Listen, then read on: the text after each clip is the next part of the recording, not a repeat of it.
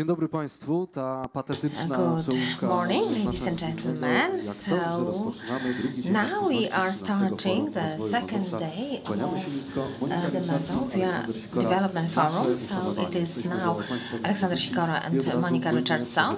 We are happy to welcome you, and let's get to the essence of today's meeting. What I mean is we are starting the debate, and there will be many of them on the main stage and on the off stage, and I'd like to invite you to the other debate because I will be the moderator there. But the first debate would be about education, and I can see many young people here. But many times we say that everyone really is learning throughout the whole life. This is the lifelong learning process, which is the most important. But of course, the young people are also learning, studying, and at the moment we are in the year of skills, European Year of Skills. So there are many questions: how to adjust educational program to the labor market and adult life, what are good practices and challenges in this respect. And these are the topics to be discussed by us with our experts. Do we hit reefs or build bridges? Education tailored to the challenges of the future. So that's the title of the debate, and it will be moderated by Mr. Artur Andrysiak, member of the Management Board of the Mazovia Development Agency. So please come onto the stage. And the panelists would be Madam Jelena Drzejanin, member of the European Committee of the Regions, Madam of the Local Assembly of the Municipality of Huddinge in Sweden. And I hope you have already connected. Hello, good morning. Dzień dobry. You can hear us. Fantastic. Jakość połączenia jest bardzo dobra, ale do pełni szczęścia potrzebujemy jeszcze kolejnych ekspertów, którzy zasilą. Quality of connection is very good, but we of course will have other experts. So, Dr. Ilona Iłowiecka-Tańska, Deputy Program Director for Innovation at the Copernicus Science Center. So please join us on stage. And the next panelist, Ela Wojciechowska, President of the Digital University Foundation. Please come on stage. And Madam Jagoda Gandziarowska-Ziołecka, sociologist, co-owner of the Training Games Studio. So, Artur, you have 40 minutes. Czy nas słychać? And can you hear us? Witam serdecznie So I'm Państwa. very happy to welcome you. My name is Artur Andrysiak. I have been already introduced by the moderators. So I'm moderating the debate. Do we hit reefs or build bridges? And panelists from Poland and other countries have already been introduced. Let me also welcome guests of our meeting. That is the director, Madam Frankowski, who is director of Mazovia Unit for the Prevention and Program, and Monika Rychardson. So I'm very happy to welcome everyone, all the guests and organizers of this event.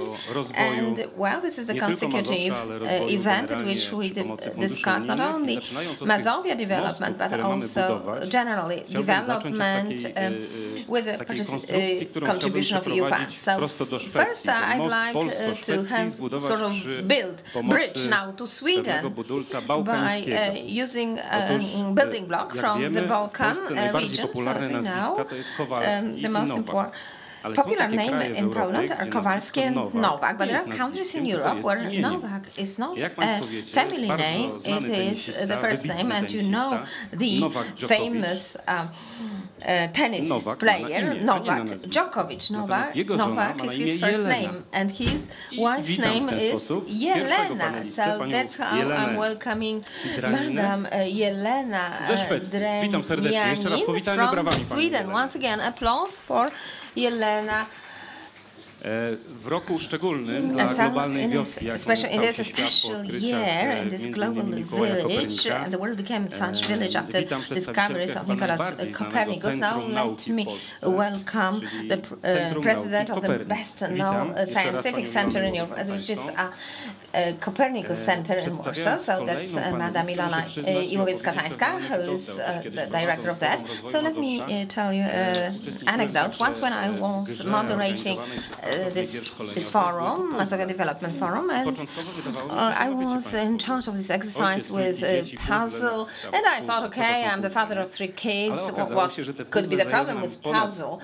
But it took us an hour or more, an hour and 30 minutes to put the puzzle pieces well, and they taught us cooperation and also observation of leaders in the group. So when I got back to the company, I wanted them to buy me such puzzle, and we were to do it together then independent. And then the guy comes from the Mazovian Union for the implementation of the EU program, and he said that there are no such puzzle available because they are only available in one place which develops such games. And this is the special center that does it, and that's the president of it, the director of it is Madam Gandziarowska-Żołęcka, whom I welcome now. She is the co-owner of this training game studio. And another thing, a year ago I had an opportunity to, let's say, operate the forklift. You know what it does. It goes somewhere, takes some pallets and loads it into the truck. Of course, everything would go fine if it had not been these kind of virtual forklifts. So I had special VR glasses on and a special device to have 3D simulation, and after a year now coming here, I couldn't remember that equipment, but I remember the guy, a virtual guy wearing orange trousers, and I almost really hit him and crashed against him. And you see how virtual things remain in our memories, and that's why let me welcome the person who is responsible for implementing such projects, that is Ela Wojciechowska, who is president of the Digital University Foundation. So now let me show you a kind of mysterious device, because there is no innovation without surprise, and innovation should always be related to some surprise. And I prepared for you some welcoming speech for the panelists who hypothetically could observe us in Mazovia partner regions, and I will welcome you using this device. Let me first welcome everyone who uses Chinese. So, welcome.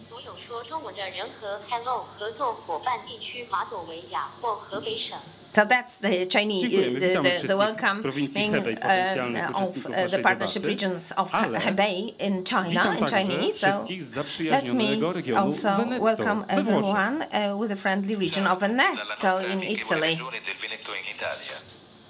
And the last welcome is directed to the country where we have one panelist from abroad. So I am welcoming all residents from Sweden who are observing the debate. Dziękuję bardzo. Proszę Państwa, nie ma innowacji bez tego typu urządzeń. Nie ma no innovation without such devices, without surprise. So this is a very simple translator translating and simultaneous online, I mean, into 96 languages, and it can also translate various texts. So there are a lot of innovations. They are very advanced. So now the first question to Jelena Drynianin. You said that science is the journey for the whole life. It's lifelong learning. But how to find ourselves during that change? How to cope with all the things that are created by technology? Thank you for inviting me, and it's a very good question. And I think we have to bear in mind that all changes scares us. We want changes, but often we want somebody else to change, not ourselves. So when we are in this transition, like we used to be from going from farming to industrialization, now we have this technical revolution, and it's a big challenge to be inclusive. So I would start with one thing that I think is very important. It's the mindset, because when we talk about education, we often speak about young people, like you go to school and then you educate yourself and then you're done and then you go out to work. But it's not like that. We have to think really of the lifelong learning. I started university when I was 32, and everybody said to me, "Aren't you too old?" And I said, "Well, I'm going to finish when I'm 35, and I have another 32 years to work, because in Sweden we retire at 67. So you have to have that mind change. And in Sweden, where I'm from, we have education for all ages. And recently we had one program that was from this government, that you can change your line of work and educate yourself for up to 44 weeks. That's 1 year education, and have like 450 euro a week.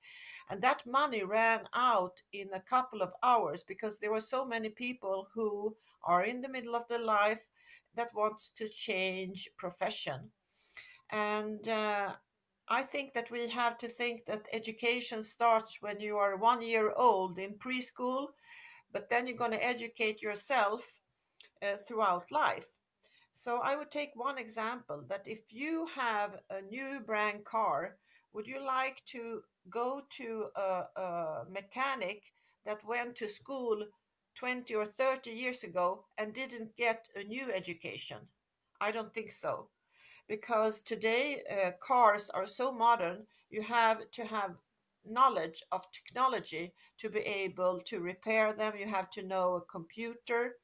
So skills that was useful many years ago, they are not so useful if you don't continuously educate yourself.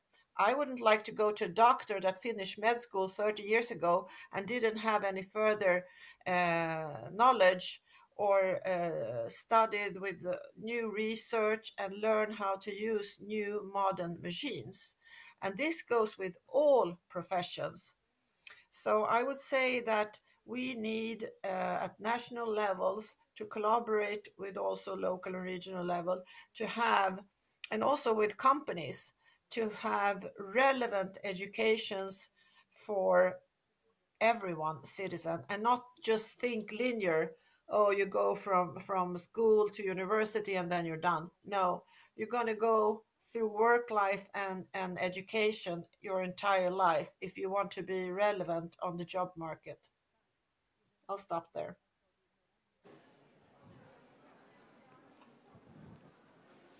No, przyznam szczerze, że sam byłem zaskoczony, wdrażając innowacje w jednej ze szkół zawodowych i za dosyć spore środki kupowaliśmy takie narzędzia diagnostyczne samochodowe. Pojechaliśmy na otwarcie. No i jakie było moje zdziwienie, kiedy to całe urządzenie było wielkości tej teczki. To był taki tablet diagnostyczny. I dopiero po opowiedzeniu, co ten tablet potrafi, jakie to jest fenomenalne narzędzie, które przy nowych samochodach zdalnie łączy się z bazą producenta.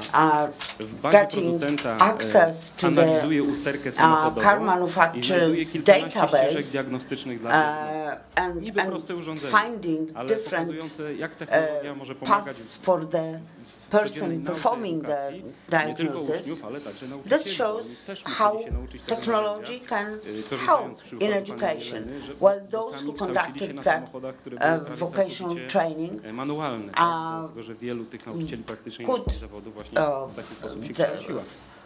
could teach the students better. So I would like to ask our panelists from the training games studio, I mean, how to reconcile this world, because actually on the one hand we have the formal education, but apart from that, new skills are needed. This is also provided by the training games studio, and this is a problem in the case of those who graduate today. So how to reconcile the two worlds? Yeah, I was wondering whether the microphone was working. Cooperation with machines is just another skill. I actually dealt with training games for like the last 19 years to support training institutions.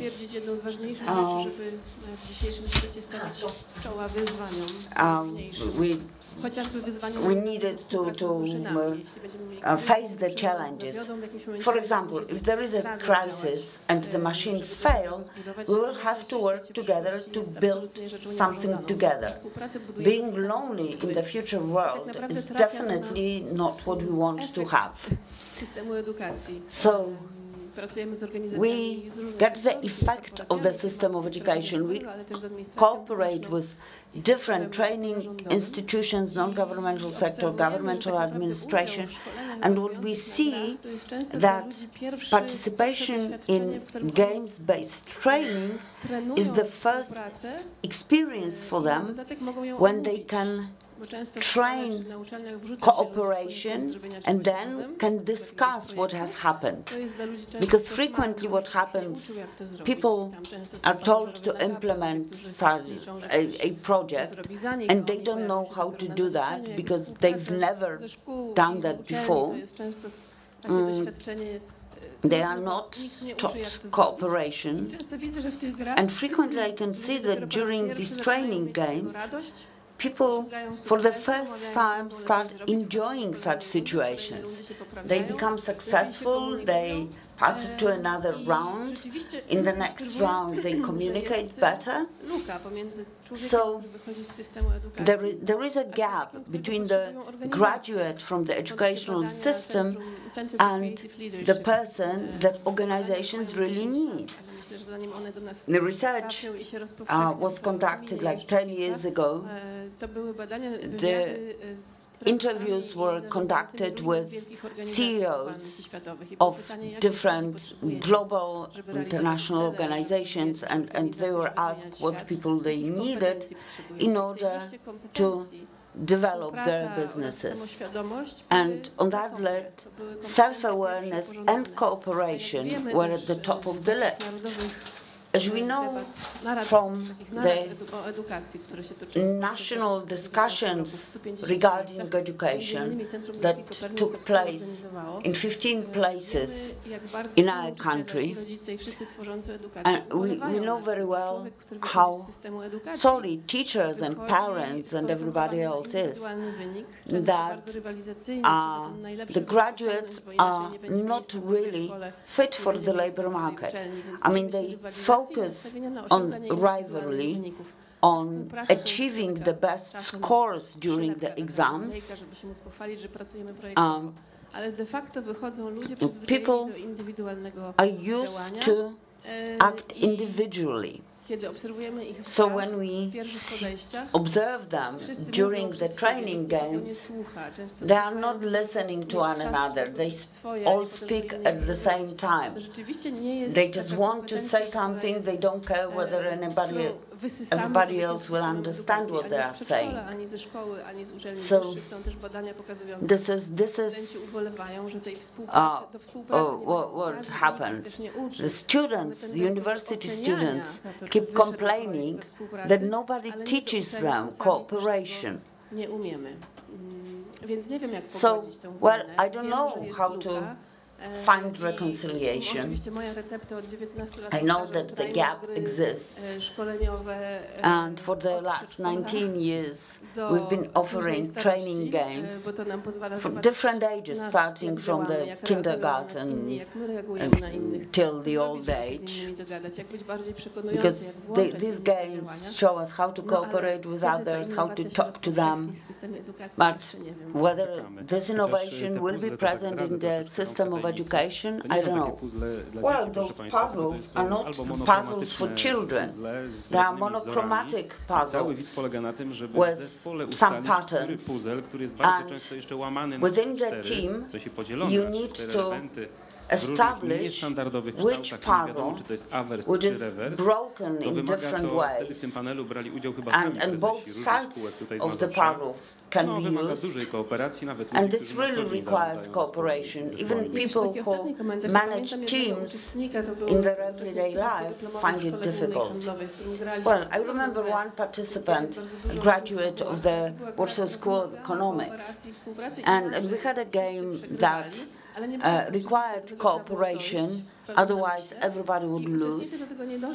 And actually everybody lost because the participants didn't figure out that they needed to cooperate.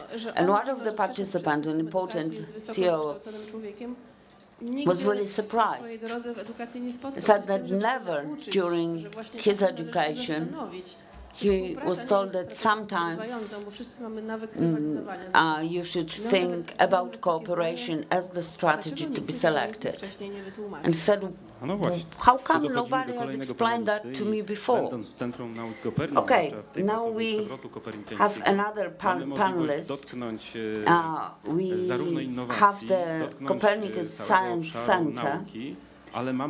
There we can touch the area of science. Przewrotu kopernikańskiego to jest też takie miejsce, gdzie od The pomysłu workshop do that exists produktu there możemy zobaczyć myśl, is sposób realizacji, where we plan, can see wykonanie, the concept, wdrożenie tego. Jak its wygląda cały ten proces? implementation, Czy wobec preparation. tego potrzebni są jeszcze tacy So mistrzowie, takim czeladnikom, którzy się tak świetnie wyspecjalizowali, the tacy mistrzowie jak masters, Kopernik i like całe Copernicus, centrum nauki needed czy podglądanie tych mistrzów ma now? znaczenie, czy ta Is dzisiejsza it wiedza i to important wszystko, co mamy to dostępne wokół look siebie, and sprawia, follow że the masters możemy or korzystać z takiej not? globalnej wiedzy. Or can we Jak to just u państwa use the wygląda? global Jak powstała knowledge? pracownia, która I mean, właśnie połączyła troszeczkę ten post z tym karnawałem. What is it like in your case? Też mam ten niepokój, czy słychać, ale słychać, to świetnie.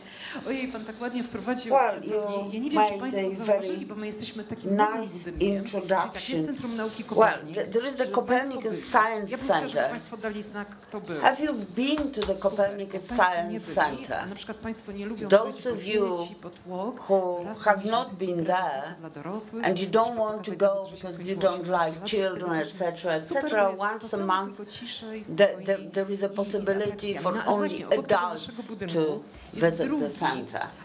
So apart from this building, there is the second one. At the beginning it was called a sausage because this is what it looked like when it was not completely finished yet. We call it a little cloud. And well, no matter whether you go to still attend school or you already work, you are the same person, and the person is what shapes us, and the question is what shapes us. Is it the family or the experience from school? And we thought that our main task would be to create educational environments that would enhance education and learning. What is it all about? No matter what educational situation we are in, you go to the Copernicus Science Center, you see different elements on the exhibition there. Hopefully you like them. You can use different objects and they can say, well, this is for the people who've always got the highest grades at school. Without preparation, you cannot do anything. And there are other educational solutions saying, well, I will guide you a little bit so that you can see what is really important in the educational process. And the latter are the type of the solutions that we would like to create. Well, there were several questions there. I mean, is it always a challenge to be willing to have a master? A role model to follow. We are trying to look for the formal and informal situation, and we try to figure out what you can gain from each of them. And I think that this is actually the biggest challenge, to figure out who we are to recognize valuable educational experiences as fitting us, and on the other hand, we are part of the common world, and we have three educational lines. I'm curious what you think about that. One of them is related to technology and artificial intelligence, because artificial intelligence does exist and it's a nice tool that we would like to use. The second part would be the missing chapters. This is the knowledge related to the nature, biodiversity, getting old, our welfare, etc., etc. And in Copernicus Center, we would like to build the blocks that would fill in this missing part into education. And the third part, well, it's not so difficult to create educational solutions for those who are well prepared. We would like to create solutions that could be useful for everybody. So the masters are needed. Well, I don't know whether masters are needed.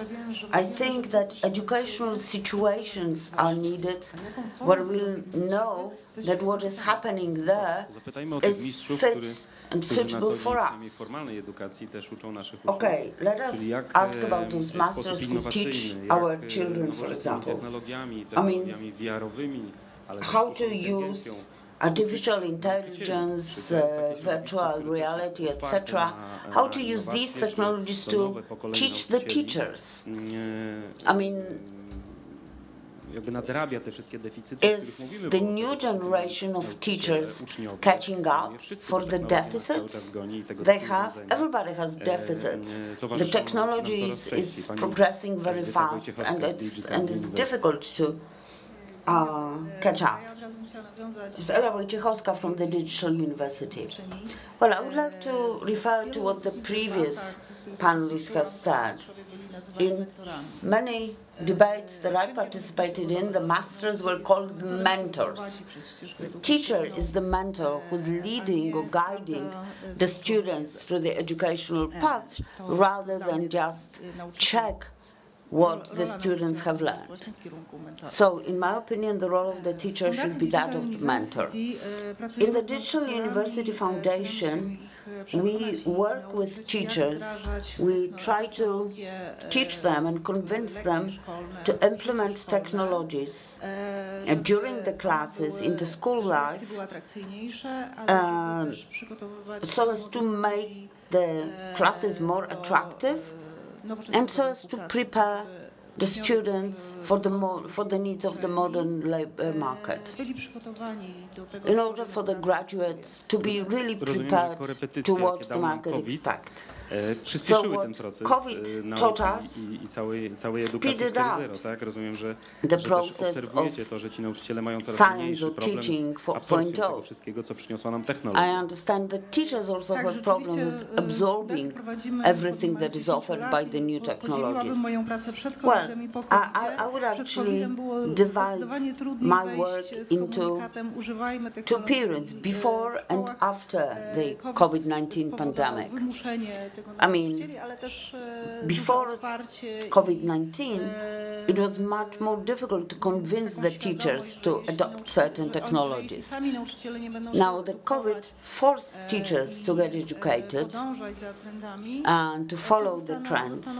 They realized that otherwise they will be left behind, and they will have to catch up with their students. And students will not stop using technologies. I mean, if you forbid the students use smartphone during the class, then this will be treated as a forbidden fruit.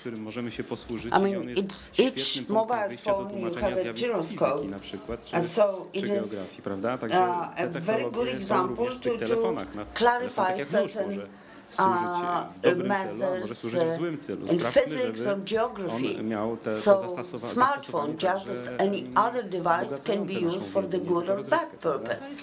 So let's use it to enrich the lessons. Yes, this is just the tool that can be used for a good purpose, but of course we must not forget that it can also lead to addiction.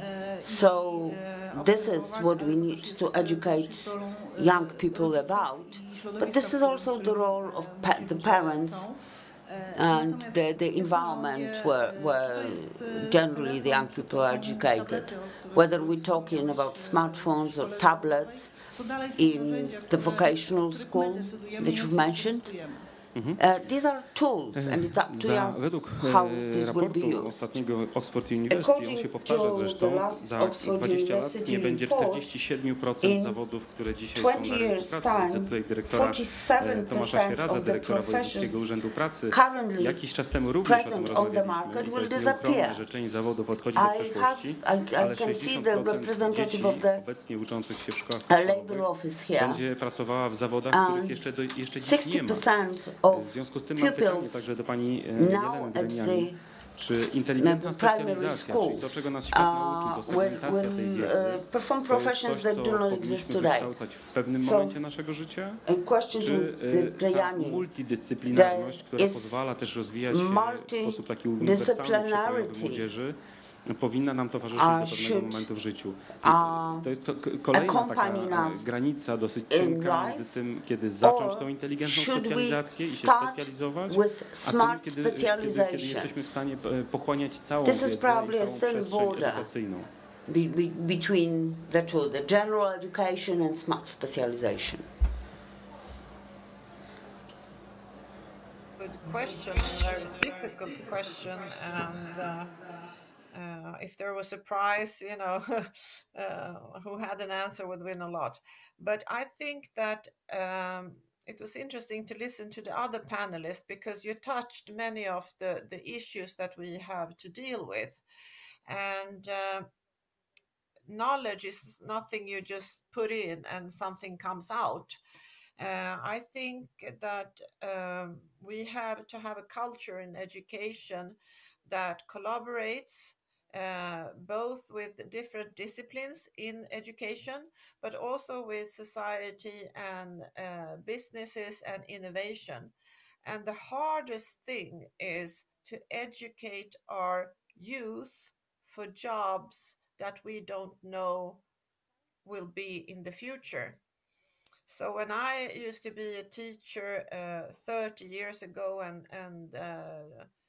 25 years ago as a principal, we would worry sometimes about children spending too much time playing video games or computer games.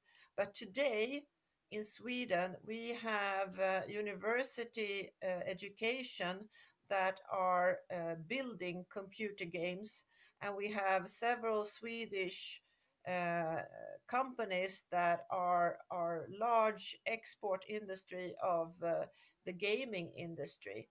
So if you have asked me 25 years ago about this, we didn't see that as a possible job to do that.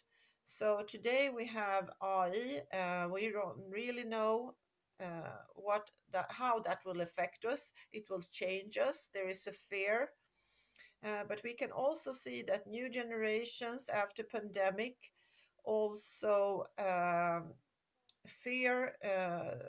They don't want to be in the office 8 hours a day.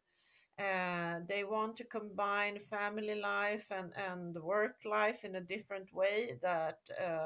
So it also has negative effects also, that we have isolation, and cooperation is very, very important for us to develop, both as individuals but also as companies or organizations. So I don't think anybody has the answer than that we have to work together and we have to work between disciplines, but we have also to look what the industry needs. Because if we look at the labor market today in Europe, companies have very difficult to find the right skills. And I think that if we manage to look at also not just young people, but also people that have 10 or 20 years work experience, how to specialize them. So maybe if you were working as an electrician 10 years or 20 years, if you would go to university and become an engineer, I think you would be a very good engineer because you have the practical knowledge and experience. So I think your studies to become engineer maybe would be both easier and also very productive. But that requires that the base education is solid in our countries so that you can choose to go directly to university when you're young or start university later or go from one discipline to another. For instance, in Sweden now, we offer people who have been in different sections to become a police because we see that crime is not just how shall I say, like it used to be. Criminals are very smart, so that requires also police is very smart and has skills in different fields of finances, lawmaking, welfare, and other things. So we need to be very broad, and that requires educational system throughout life. Thank you. To jeszcze tylko na chwilkę nawiążę do tego kształcenia przez całe let życie me i refer wrócę to do pani lifelong Jeleny, learning, and bo then z I czystej will go ciekawości back oczywiście, to czy w Jelena Szwecji out są of curiosity. uniwersytety Do trzeciego you wieku, have czyli takie uniwersytety dla seniorów, universities które for prowadzą seniors zajęcia in dla nich, edukację, Sweden? także w I obszarze mean that cyberbezpieczeństwa? educate seniors also in the area of cybersecurity. In Sweden, you can go to university as long as you want. There is no time limit, but you can only get student loans. I think it's up to like, I don't know if it's 50 something, 5 or 8 or so. But sometimes we have people that go to university even if in the 50s. Because if you go to university, I mean, for instance, say you are a lawyer and you're in your 50s and you study something within AI or so, and you study 1 year, you're still going to have 15, 16 years to work. And if you are, for instance, a law within law and then have this particular knowledge, you will be very attractive in the field of work. So you can start university when you want, and you don't have to go a program. You can take different courses. So it's never too late. That's the message. But I think also it's a cultural thing how we look at age. And in European Union, we used to talk about elderly. We don't do that anymore. We try to transition to longevity because we live longer and we're vital. And they say what used to be the 70s is now it's not like you're 50. And I think that it's changed a lot because we live longer, we are healthier, we are more active. And I think it's a shame that we should stop working. And then maybe you don't want to work 5 days a week, 8 to 10 hours a day when you're in your 60s. But we can see more and more seniors working longer time. And I think that's crucial for Europe to use the competences that people have. We can't afford to throw it away, but they have to have the right. Otherwise, companies will move from Europe to other countries where they can find well-educated people. And for instance, engineers, China are so ahead of us because technical and engineering is so popular. India too. So that puts Europe in a spot that we are behind. So we can't say it's just educate young people. We have to educate for the right reasons, and it's never too late. Tak, pytanie padło dlatego, że w Polsce uniwersytety trzeciego wieku robią furorę dzisiaj because now so-called third age universities, that's universities for seniors are really very popular in Poland, and they have also cybersecurity classes which are very popular among seniors. Let me ask you if in the training games studio, the science center or digital studio, do you have seniors? Do they want to specialize in things that you are specialists in? Let's start with Jagoda. Well, we do cooperate with organizations that second for training their employees. And here, I mean, the age diversity is not so huge, so it's very rare to have people at the various age. The average age is from 30 to 35 to 50. So the question is how to make organizations make people aware, people who are aged over 50 feel needed and should also take part in training. And what about other institutions? In our activities we try to somehow join various generations. So even at schools we tell them how to involve other generations into educational activities. So we are now preparing the program with that would somehow combine this silver population. I like using this term, silver population. And because senior, I would say, also has a kind of slightly negative sense. Of course, seniors are also very much interested in what's going on in the Copernicus Center. I'm really afraid of hearing the word senior, especially if someone is 50, because I'm 50 now. In July, I reached that age, and my husband is older. I have my mom who is doing very well, so I'm scared when I hear the word senior. But anyhow, I would say that if you look at it seriously, it's a different challenge. So when we look at the research and see how people at the age of 50 looked in the 1930s, 40s, 50s, etc., about their, let's say, physical health and about their aspirations, but we have to really think about it. At the Copernicus Center, we are doing our best to involve everyone. We have divided our program into various components, and we want to attract as many people as possible at various ages. And I think the great challenge for us is to redefine the term senior, that is, who he or she is, what kind of aspirations they have. And I'm looking just ahead of me, I mean young people, and they could say, okay, they are coming to the end of their life. But no, it's not true. We still want to live fully, but it's a different moment in life. We have different needs, but we are still here. And like in Sweden, maybe we will work for a long time. Maybe some of us will not want to stop working.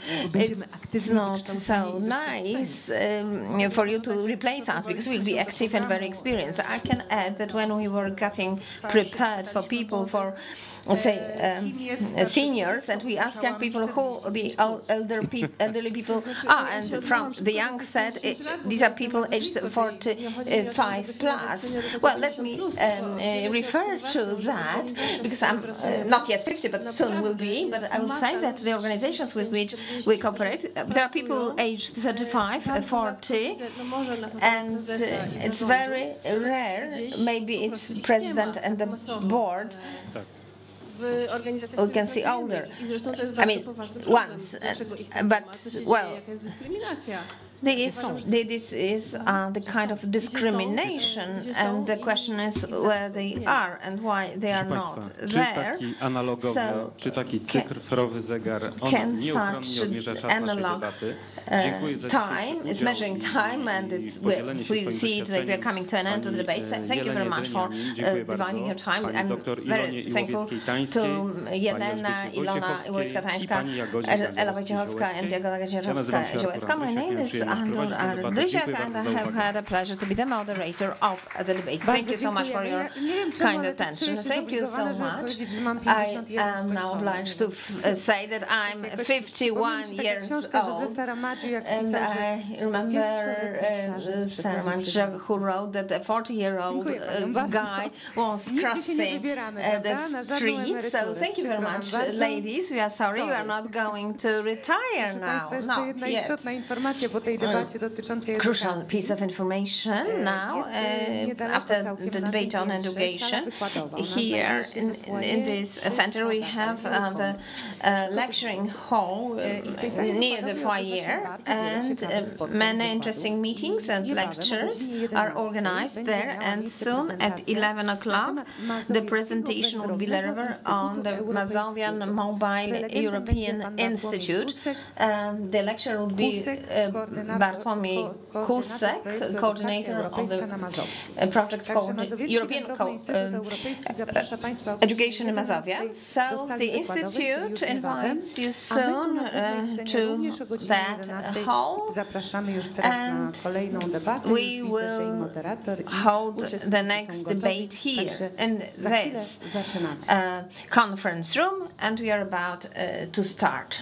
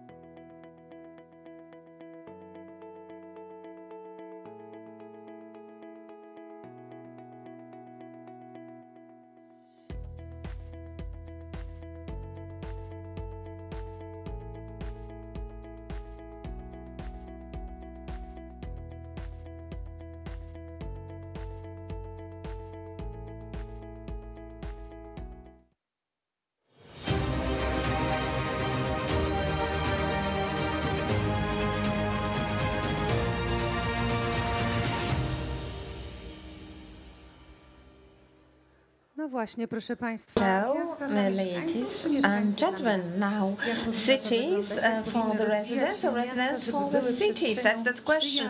How should cities develop so that they are a friendly space for residents? A very interesting debate now. Let me invite everyone here to join us here. It's really worthwhile to listen to that debate. And Director Mazowiecki, who is Director of the Mazovia Union for the Implementation of EU Funds, will moderate. And the participants would be Michał Lejk, representative of the Mayor of Warsaw for the new Center of Warsaw, Lucjan Krzysztof Chrzanowski, Mayor of Żyrardów, and Dr. Mirosław Grochowski, geographer, expert of the City Laboratory of the Faculty of Geography and Regional Studies, University of Warsaw. And the debate would be completed by the presentation by Dr. Mirosław Grochowski. But okay, now let's begin the debate. Good morning, ladies and gentlemen. I'm very happy to welcome the debate Cities for Residents or Residents for Cities. This is a very special group of panelists who will discuss it, and the objective of the debate is to discuss good practices in planning services for residents, and we will discuss trends and needs in this respect in the context of obviously using EU funds. Over 50% of Mazovia region residents live in urban areas, but many people from rural areas also use the infrastructure and services in the nearby towns, and towns and cities are becoming an important element and a player on the international scene, just like regions. So, urban policy is now gaining in importance. It's not so incidental that the European Commission deals with that, and the DG changed its name, therefore. So this is now called DG not only for regions but also urban areas. This is to emphasize the role of the cities. Of course, we will start with the biggest city in Poland, the capital city of Poland, and the capital city of Mazovia. Every third resident of Mazovia lives in Warsaw. 34%, 1.8 million people. This is official data, but over 2.2 million use infrastructure in Warsaw, so 400,000 people more. They are the so-called users. This is data on the basis of data from mobile phone operators, not, of course, taking into account people who have come here from other people. So you know the districts are quite populous, and these districts in Warsaw are comparable to medium-sized towns and cities, because we have 24,000 people living, and really 50,000 or more. 250,000 in Mokotów, and this is like the town of Częstochowa, or bigger than Radom. So is it the city, or is it one organism? How the capital city plans services for residents? Are we talking about centralization or decentralization in planning such services? So now Michał Lejk, representative of the Mayor of Warsaw for the new center in Warsaw, he will discuss these issues. Good morning. Thank you, Director, for your introduction and for your question. Of course, I will not conceal it, but as regards approach of Warsaw to whether it's one city or a city of many towns, I would say that in many areas we would be proud to be in favor of the theory of one city. taki podział na księstwa dzielnicowe, przy całym oczywiście zachowaniu proporcji ogromnego populacji tych dzielnic właśnie porównywalnej do innych miast w Polsce. Niemniej jednak wydaje mi się, że to jedno miasto w warstwie transportowej, w warstwie edukacyjnej, kulturalnej czy w warstwie finansowej jednak będzie bardziej spójnym projektem, bardziej atrakcyjną to be one city, it will be a more cohesive project, and it will be a joint offer for many people in Warsaw. And you must remember that people living in Warsaw, of course, move a lot. Of course, they are also patriots of their districts. But of course, a resident of Białęka could live in Mokotów and later on in Ochota. These are districts of Warsaw. So some things should be really repeatable and cohesive. And at this level, we should be centralized, and it is like that. The situation differs with regard to education and healthcare. Here, districts have more responsibility. It seems to me that cultural institutions, such cultural facilities with some classes for kids or a sports center available almost 24/7 for kids should be dealt with at the local level, district level, and it would create a form of, say, healthy rivalry between, say, districts and their schools. And as regards the physical education of Warsaw residents in general, this should be the central role. And in that context, the new Warsaw Center, we would like to be kind of forum for residents and for people who come from other cities. I mean, for people living, because of course where they come from doesn't really matter.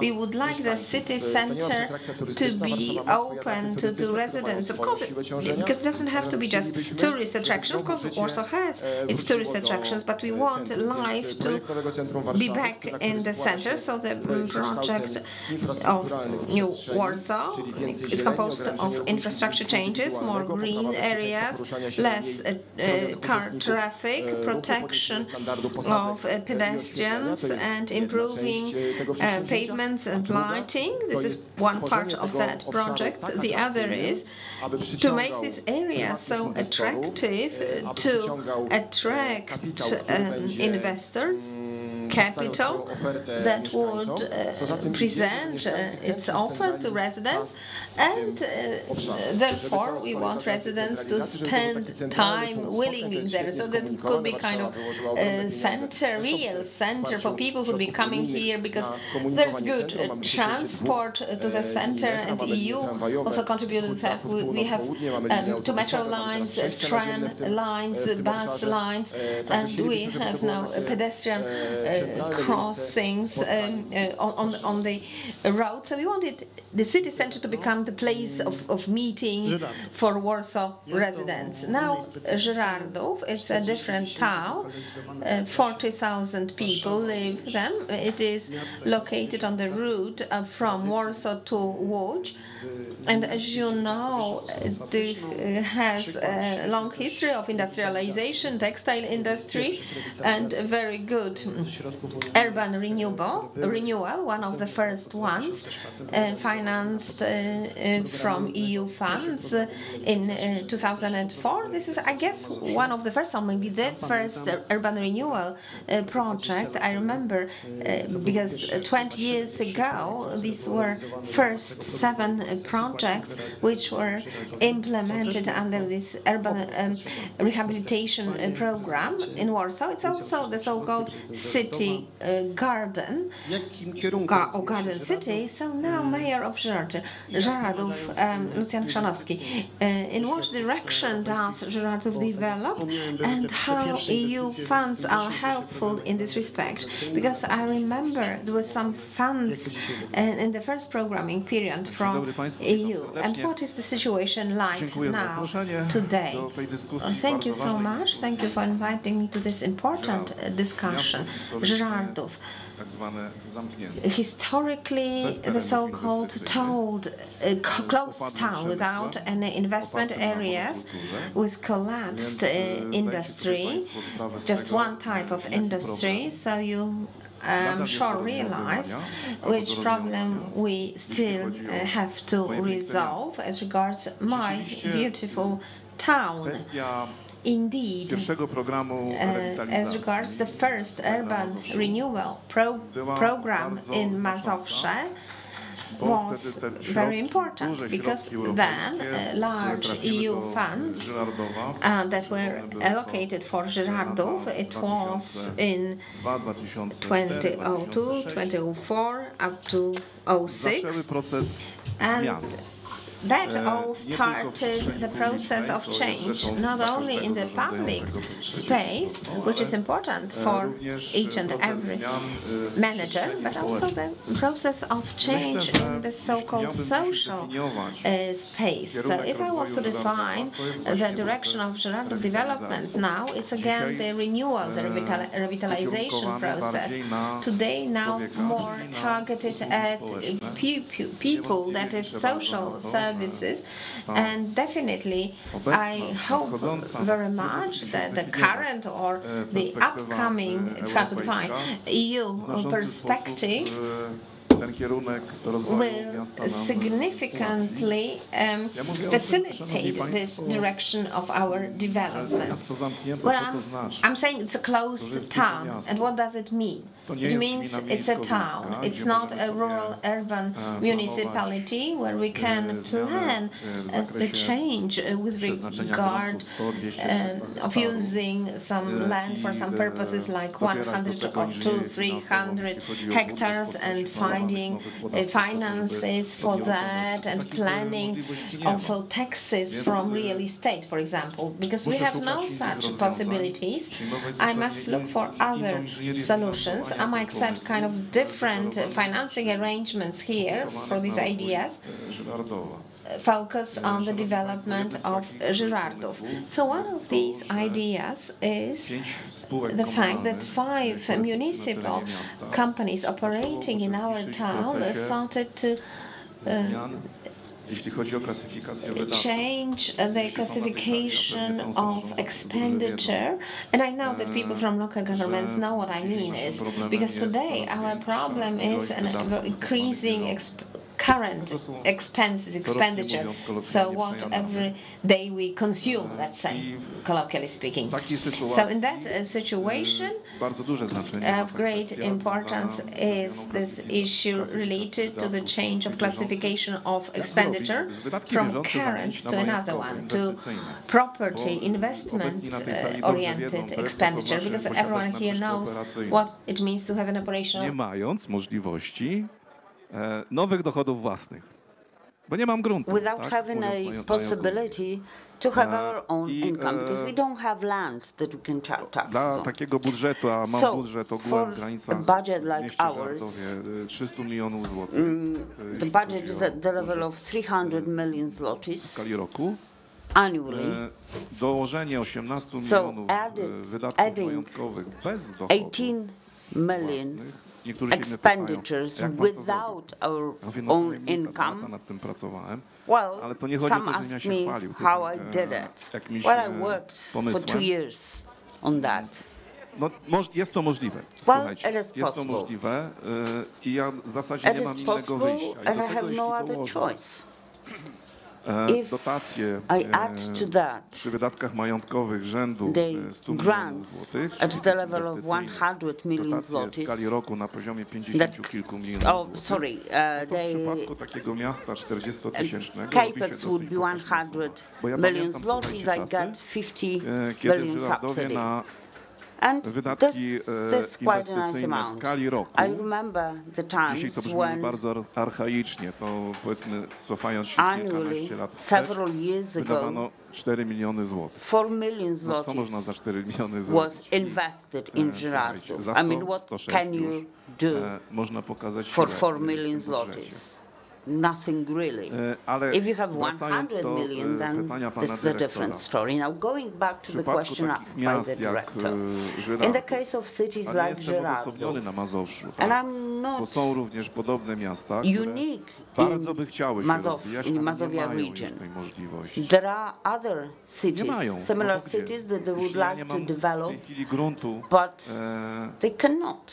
o powierzchni chociaż If I 10 hektarów do w not jednym have miejscu, no to land ja like 10 mam rozmawiać z hectares potencjalnym in one inwestorem, location, który przyjdzie, then what can I talk to a potential wybuduje investor about? logistykę i z tego kilka milionów, przynajmniej jeśli They chodzi o can- podatek od nieruchomości, mógłbym those who Nie ma have takiej land możliwości.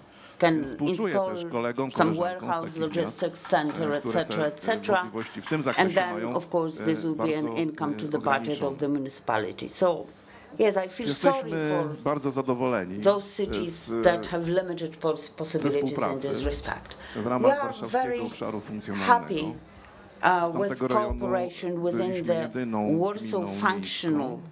area. W ogóle jedynym miastem, We're jedyną actually gminą, the która only city and brała udział, municipality do tej pory zresztą bierze, we warszawskim has obszarze funkcjonalnym i participated zintegrowanych inwestycjach in this, terytorialnych. Jedyną gminą, teraz te doświadczenia będziemy przenosić Warsaw do functional koleżanek i area kolegów and w ramach żardowskiego integrated obszaru territorial funkcjonalnego, investments. bo jesteśmy liderem. Mam We are nadzieję, the że leader there. również skutecznie, tak jak w tym przypadku.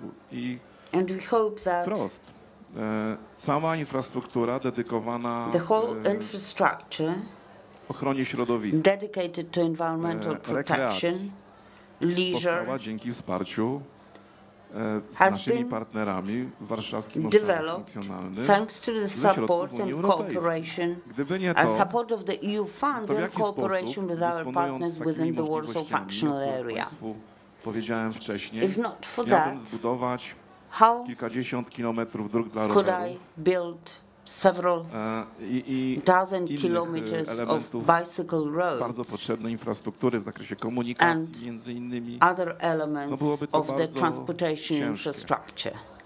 Dzisiaj, It would be very szanowni difficult. państwo, dzięki Today, pewnym pomysłom, jeśli chodzi o thanks inżynierię to finansową i budżet, Certain financial jesteśmy gotowi engineering and do the budget, składania we z are nowymi ready partnerami kolejnych to projektów, submit bo przy new tym budżecie projects ogółem, którym with new Państwu partners, powiedziałem, wygenerowałem na przyszły rok because 21 actually milionów nadwyżki I've been operacyjnej, able to generate a 21 deficyt million obniżyłem o połowę w stosunku operating do roku surplus, ubiegłego, no żeby and być I gotowym do lowered rozmów the provisions z compared instytucjami to last year, finansowanymi, just które to będą be mnie able wspierać to w zakresie udziału be państwa w ready kolejnych projektach.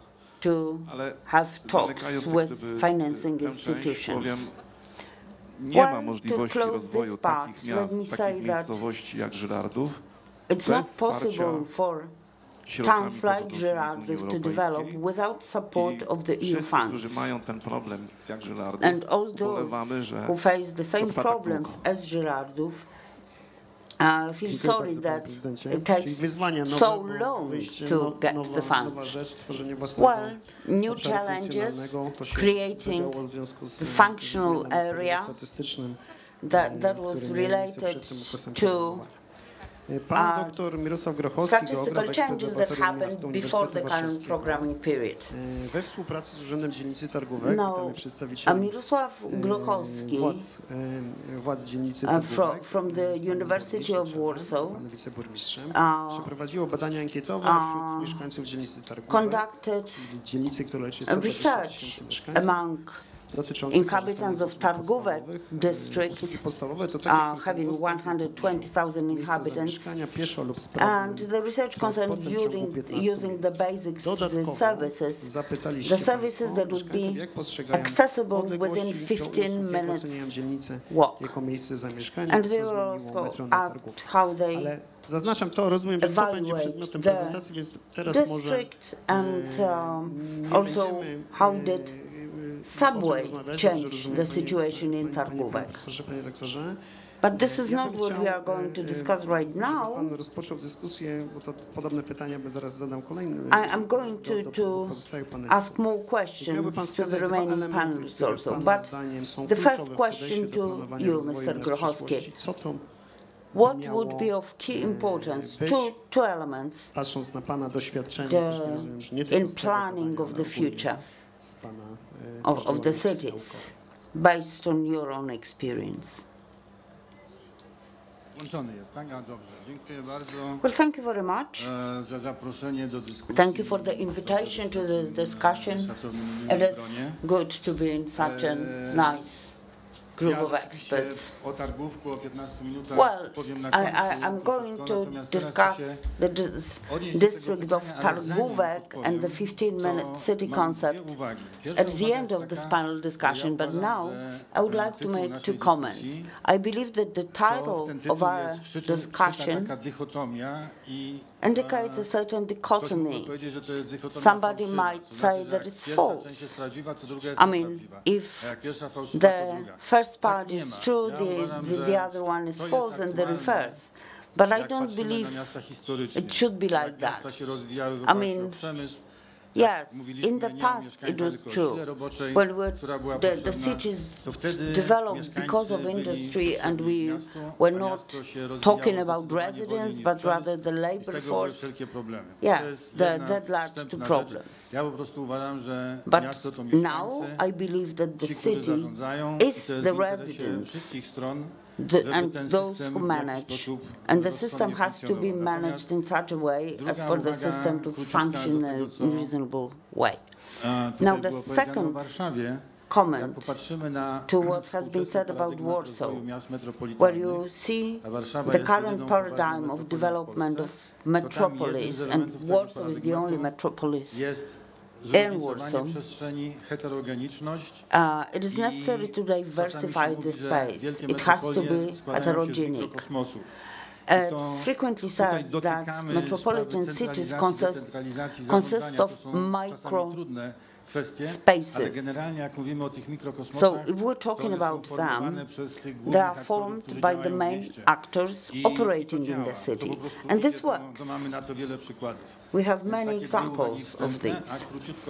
And now to briefly answer the question that has been asked, I was actually curious what you are going to ask me about, because important but detailed matters have been mentioned here. But I believe that the two basic elements are as follows. When we now manage the cities, we should start thinking of how to make the concept of sustainable development operational. How to translate the concept of sustainable development into specific actions. It will be different in the case of the city of Warsaw. You've mentioned integrated territorial investments. Here the interests of Warsaw and other municipalities come together. But I think that this is the first thing. Now the second thing, well, I don't know to talk about the coalition for Poland, coalition for Mazovia, coalition for Warsaw. There is something like the multi-level government. And I believe that we should also think about how, in the conditions of the normal democratic state, we can co-manage, how we can support development of civil society, how can we take into account the needs of the neighbors. Without that, no city is going to cope well. As you said about Girardów, if you take into account big cities and see what's happening around them, well, not much can be done because everybody is missing funds. So, making sustainable development operational, translating it into policies and actions, and secondly, co-governance, participation, or multi-level governance. This is what we have to think about. It's not that we can only think about ourselves, limiting ourselves to the borders of our city. It's not working like that today. All right. Now, similar questions to Michał. Also two elements that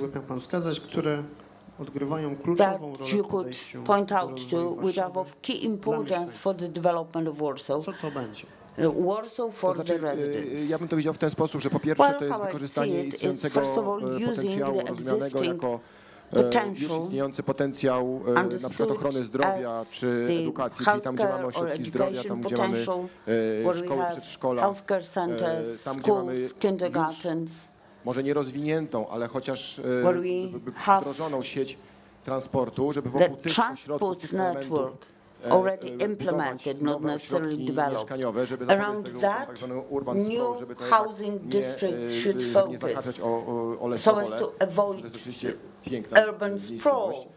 So that Warsaw does not extend to Lesznowola. Lesznowola is a beautiful place, but it's a little bit too far. So you need to set a goal. Że my nie mamy koncepcji. Znaczy, wstydem jest powiedzieć, że mamy na coś plan, o Jezu, panie, centralne planowanie to za komuny.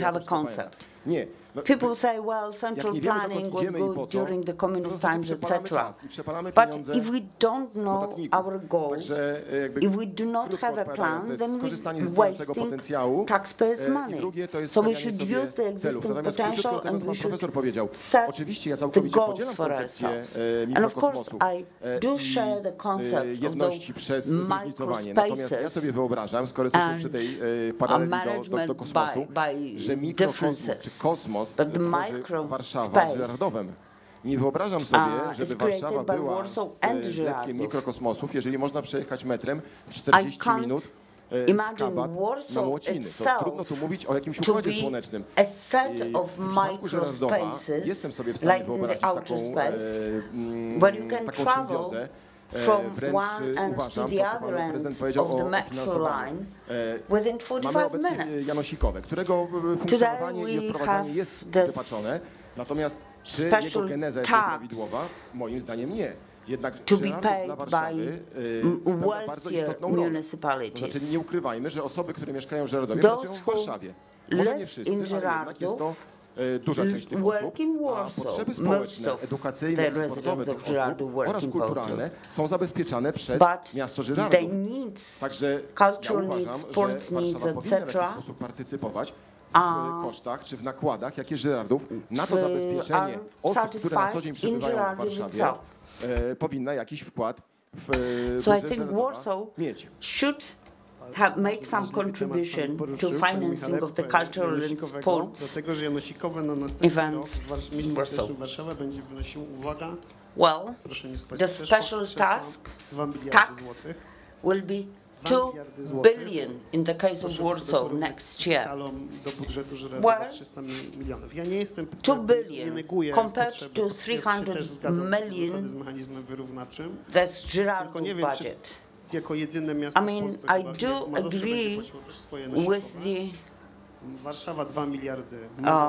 concept itself, but the amounts are just crazy.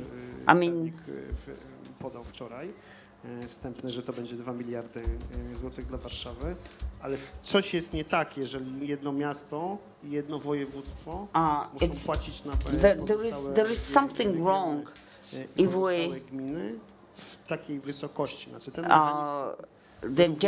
just one voivodeship and one city have to pay to all other voivodeships and cities.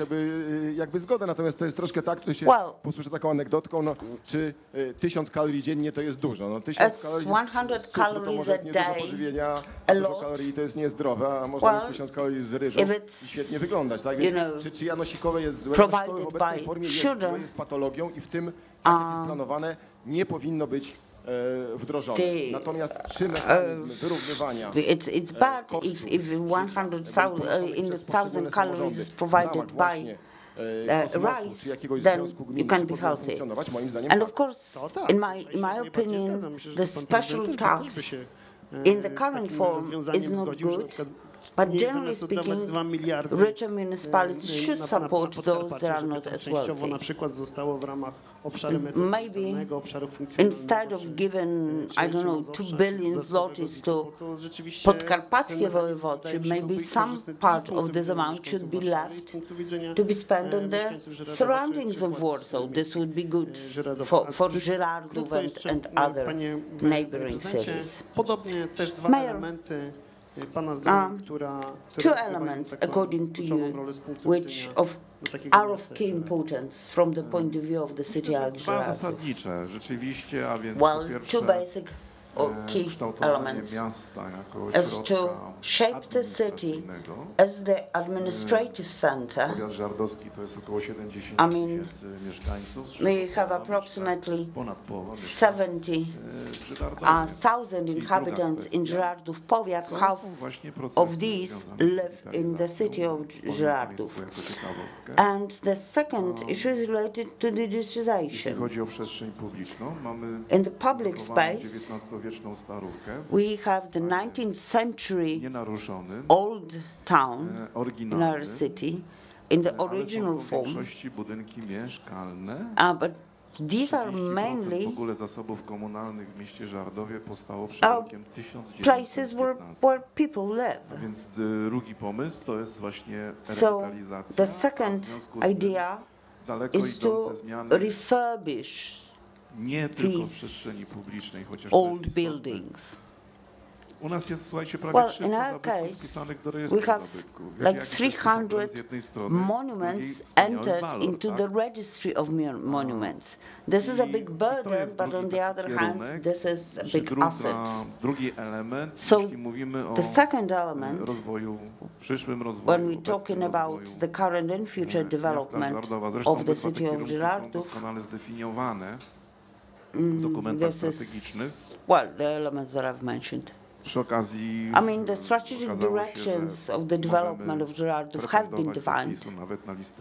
We can even be entered on the UNESCO list. At that time, I learned quite a lot of interesting things, thanks to the cooperation with e-commerce company from Lublin.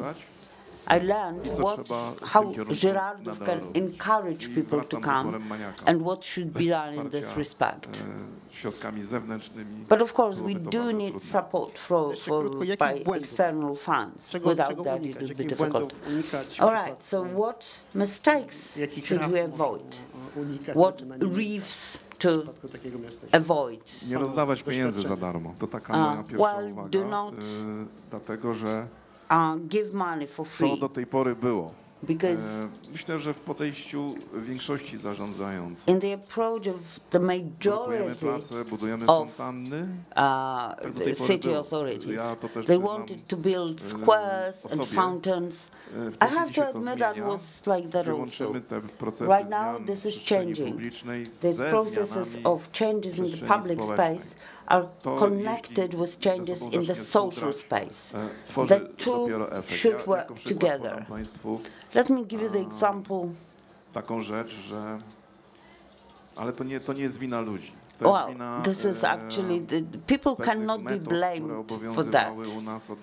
This is the fault of the methods that were binding since the end of 19th century. We refurbished the yards coming from the old towns. We introduced the 21st century there. But there was a problem arose because there was nobody to mow the grass. You know what land development is. Beautiful roads, parking lots, sidewalks, lamps and green areas. And in the majority of cases, the owners of those 19th century apartments, high apartments, 3 meters high, were private people.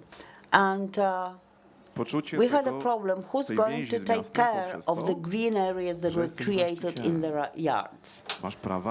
I mean, if you're an owner, you have your rights, but you also have your duties. Just like somebody owning a single-family house with a garden. So, when we change the public space, using this opportunity, we should also try to change the mentality of the owners, for example, of those tenement houses. So I keep repeating that refurbishment should not be dedicated to people who are not patient. Dziękuję bardzo. Thank you very much. Panie Michale, Michał, podobne pytanie. a similar Też jak państwo byście question. wskazali, panowie byście wskazali błędy, które mają Would you unikać please samorządy, indicate the mistakes to be avoided by local governments? o rozwoju, czy o mieście Like przyszłości, thinking about the górnolotnie mówiąc. city of the future. Dobrze, What would this bardzo be? krótko, bo Yeah, I'll be brief. I hope you can hear me. To pierwsza rzecz, Because, I mean, the first thing which is important, which you said, is planning and long-term thinking. So anticipating what might happen in the future, so it is territorial foresight, being ready for the things that might happen and thinking about what might happen. So this kind of foresight is really crucial. Without that, programming city development going to the lower level is not possible. So I do agree. As for microcosm, I don't agree, but I will discuss it later on. And the second issue, I would say that it seems to me that it has changed significantly in Poland. In our laboratory, we have been observing how cities are managed, how they approach development. We see a change there. We should forget about some things like competing, because somehow everyone is looking for their competitors. But cities do not compete against each other, but they do cooperate under integrated territorial investments or otherwise, and this competitiveness paradigm that was promoted even in the EU program is not effective. It's out of fashion anymore. For us, the key is that the cities do not only compete, but they perform. So performance is so important. So we think that the functioning, the quality of functioning, that this performance is the most important. Because after all rankings, we panic, oh, Warsaw dropped in ranking, etc. How come that it happened? But these ranking lists, you know, it's not very often a serious business. So first, foresight. The second issue is to deal with the problems, and when we resolve them, the city would operate well, will function well, like even a small one like Żyrardów or the big one like Warsaw. Now, Michał, so in my opinion, the mistakes we should be avoided is not to yield to the pressure of those who are very loud, because you know it, in Warsaw it is. I mean, of course, with respect to democracy, participative process as such, we might not have such a situation that we yield to the pressure of 5 or 10 people who, say, already on Facebook decided something, and it looks as if it was a big movement, and Warsaw authorities were elected in a democratic election after presenting their project, and it was accepted by residents.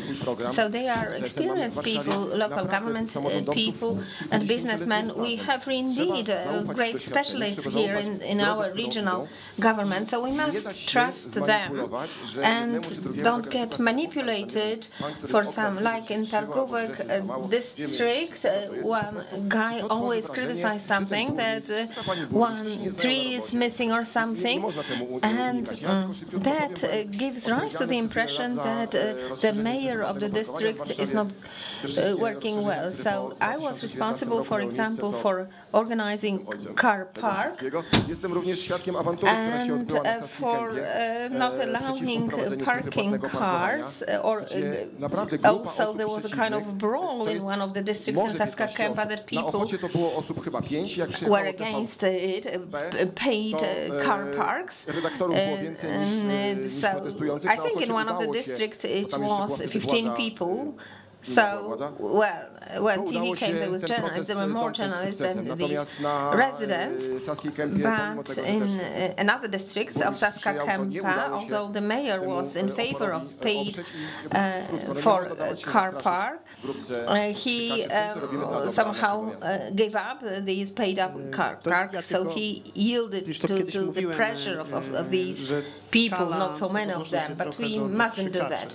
Okay, let me just refer to what we are saying, some kind of a few very loud people. So let me refer to the fact that the scale of complaints that were made really was huge. And there are some complaints which indeed have been motivated, and well, they reflect the true situation, and we do verify our complaints, even anonymous one. That's due to also approach of the European Commission, and we are responsible for spending EU funds here in Central and Eastern Europe, but unfortunately it very often happens that these things have nothing to do with any frauds here or improper use of funds. So very often it is related to politics. Well, I'm saying that in the context of the next year regional and local government elections. So thank you very much. Michał, thank you, Lucian, Jarosław. Now we will have a kind of brief presentation on the research that was carried out. Dobrze, to ja wykorzystam So let me get back to these microcosms, and I didn't manage to say them because we still have some time before the video is shown. So generally we agree with Mr. Plenipotentiary Representative, but I will tell you how we treat microcosm, and I'm a geographer. So microcosm relates to locality, because that's why I said that we don't mean here administrative borders. So microcosms are bigger or smaller. We have big ones like Ursynów, Białęka, Targówek. There are two sort of sub-districts, and what I mean, what is important is this kind of local nature, and as the plenipotentiary mentioned, long-term planning, we would soon update the Warsaw development strategy, and I'm sure these issues of local nature will crop up there. And we didn't use in the previous strategy this term microcosm, because in official documents it would not be so proper, not so appropriate. So now I can comment some slides. What we are showing, it's just a small part of that. We have the stand here, so you will find more information there.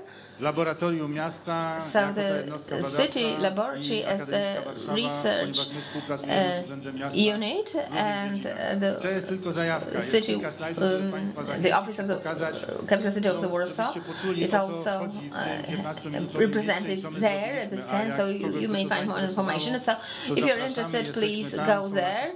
So there are our students there who also participated in that research, so they can talk to you. We have also an interactive exercise. Maybe we will learn something from you thanks to that. So that was done the Students for Environment. That's the third mission of the university. It is our community service. We do it with Targówek district. We've been cooperating with them for a dozen years or so, and it works. czyli studenci dla otoczenia i Living Lab innowacji w przestrzeni Warszawy.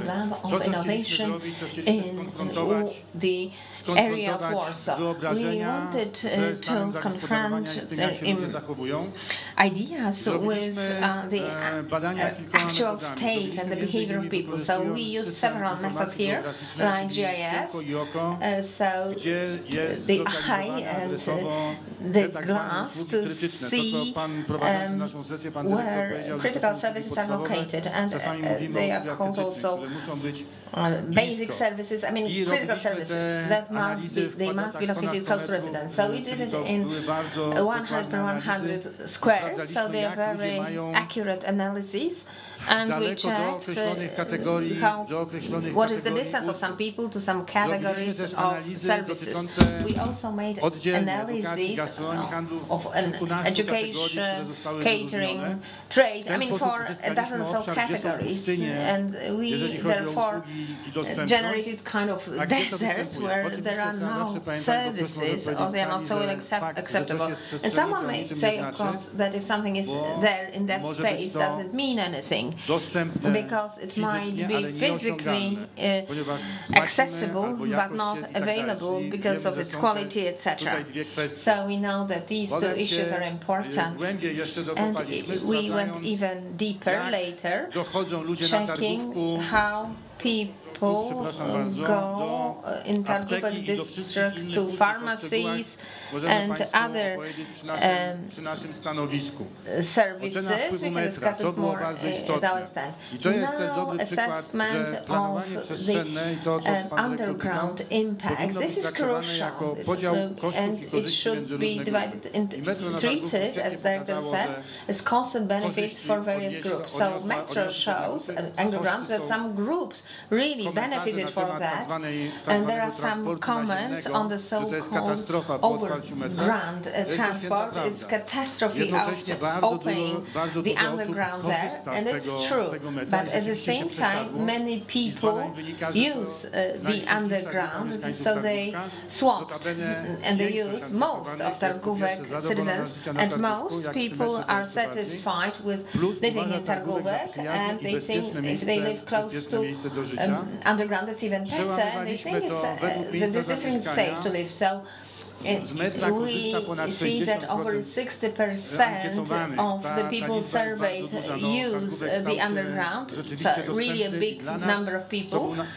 So Targówek has become accessible, and that is it's become a very important proof for us. Więcej nie będę się ruszał, na nic nie wpadnę. Otóż, mimo tego, despite the fact, to jest tabelka, którą słabo trochę widać. I mean, maybe you don't see that so well, I mean, in the table, chcę Państwu zwrócić uwagę na tę let me kolumienkę. focus on this particular column.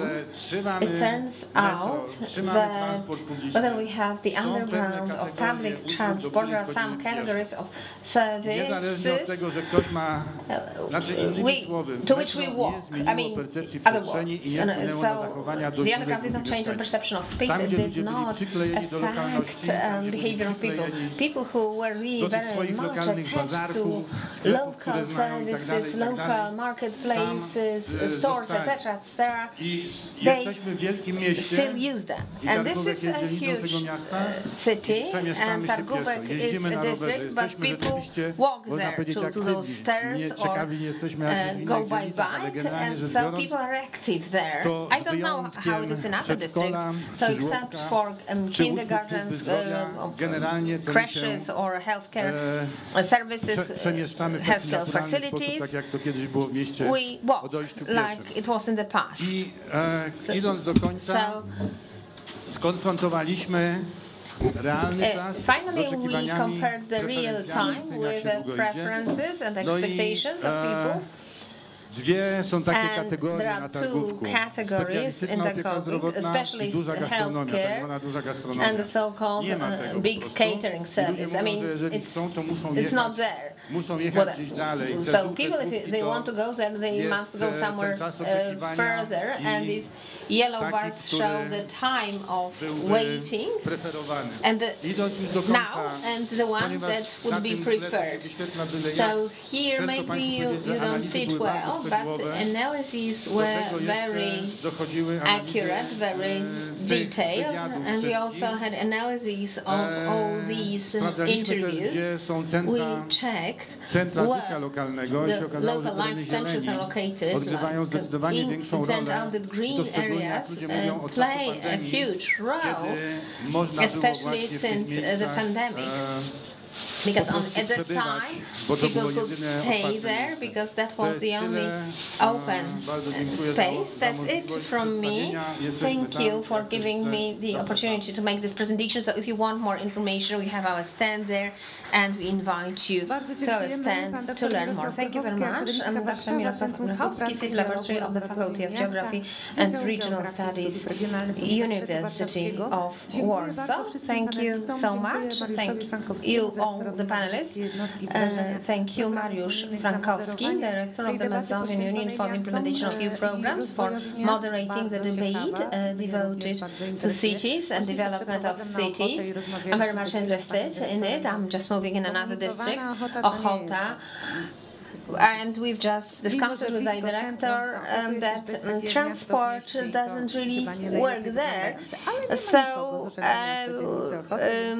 although it's not so far from the city center, but there is no good transport. But we have representatives of Bielany, Targówek, Białęka, other districts, and here, because there are no representatives of Ochota district, so please visit their stands and also other stands. You can even make your own perfumes at one of the stands. And in a moment at 12 sharp, we will start the debate on the circular economy. And on the other stage, Alexander Sikora is moderating other debates, which are very interesting. And please also go to those debates. Thank you.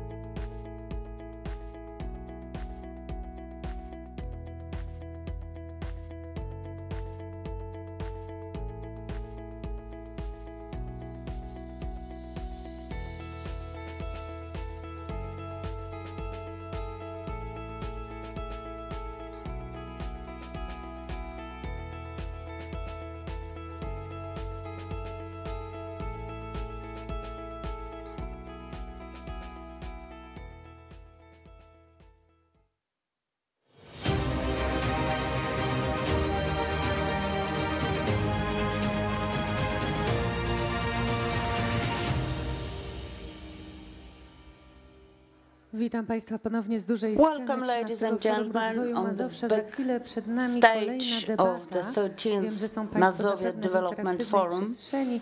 I know that you're probably in the interactive space. Na Facebooku, We forum all the time have the streaming on Facebook, so nothing is going to get lost in the public space. If you want to join us here in front of the big stage, main stage, there are a lot of armchairs, comfortable ones still available. We're going to discuss the circular economy. This is a completely new area of support from the EU funds, and we are going to discuss how to conduct the transformation leading to circular economy. Our experts, well, Dr. Andrzej Kassenberg, the co-founder of the Institute for Sustainable Development, is going to moderate the discussion. Please join us here.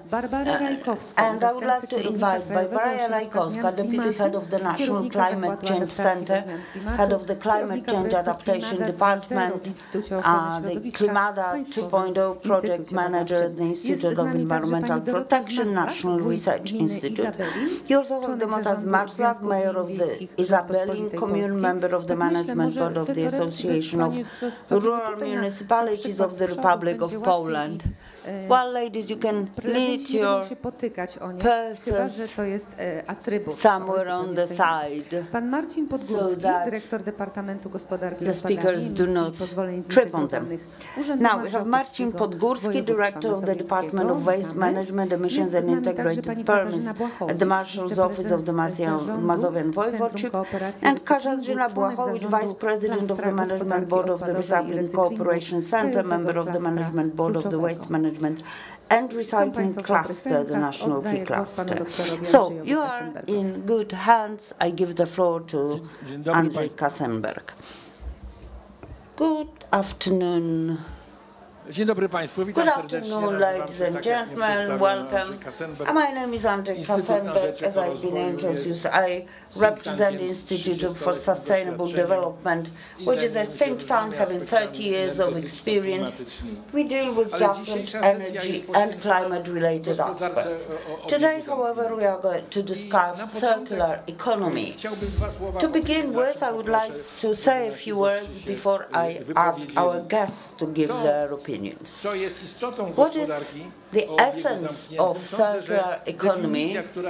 Well, I think that the definition that I really like, because it's simple and clear, it's the economy of regenerative and restorative nature aimed at keeping the highest usability of components and materials over their life cycle. This is very important because it brings benefits like optimum use of resources by companies.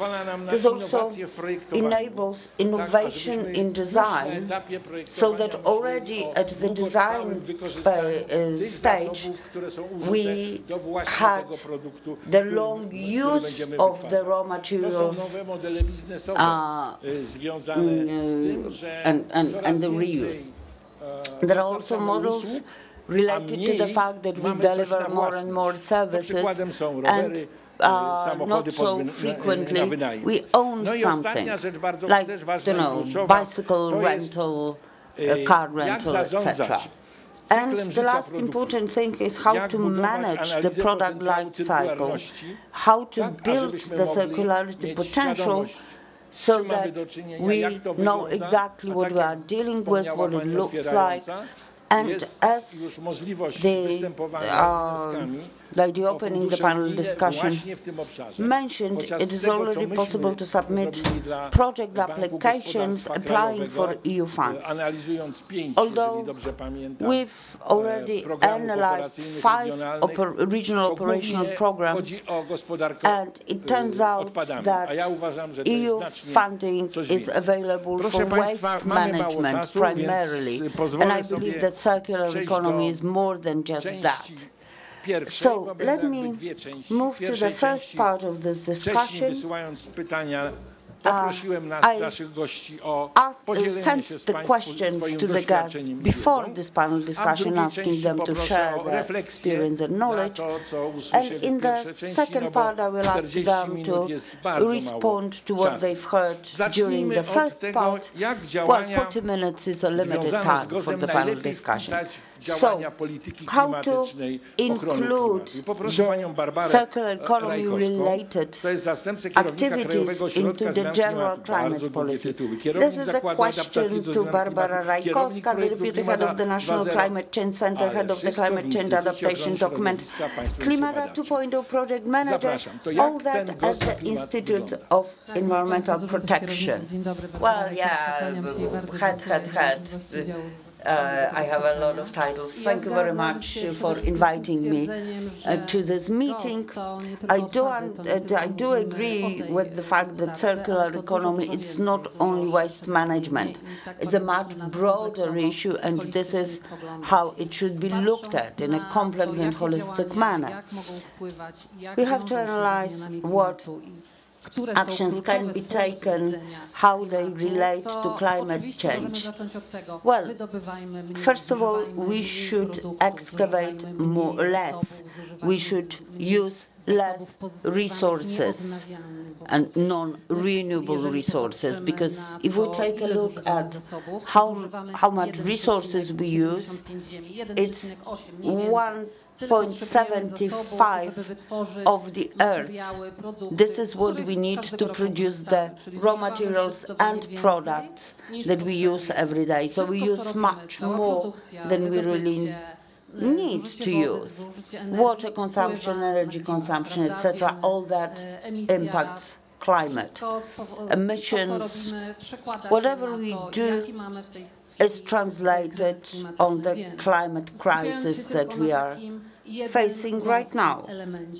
So, to focus on just one narrow element, if we use whatever we buy and then throw it away, then new resources will be needed to produce a new product for us, so we contribute to the climate change.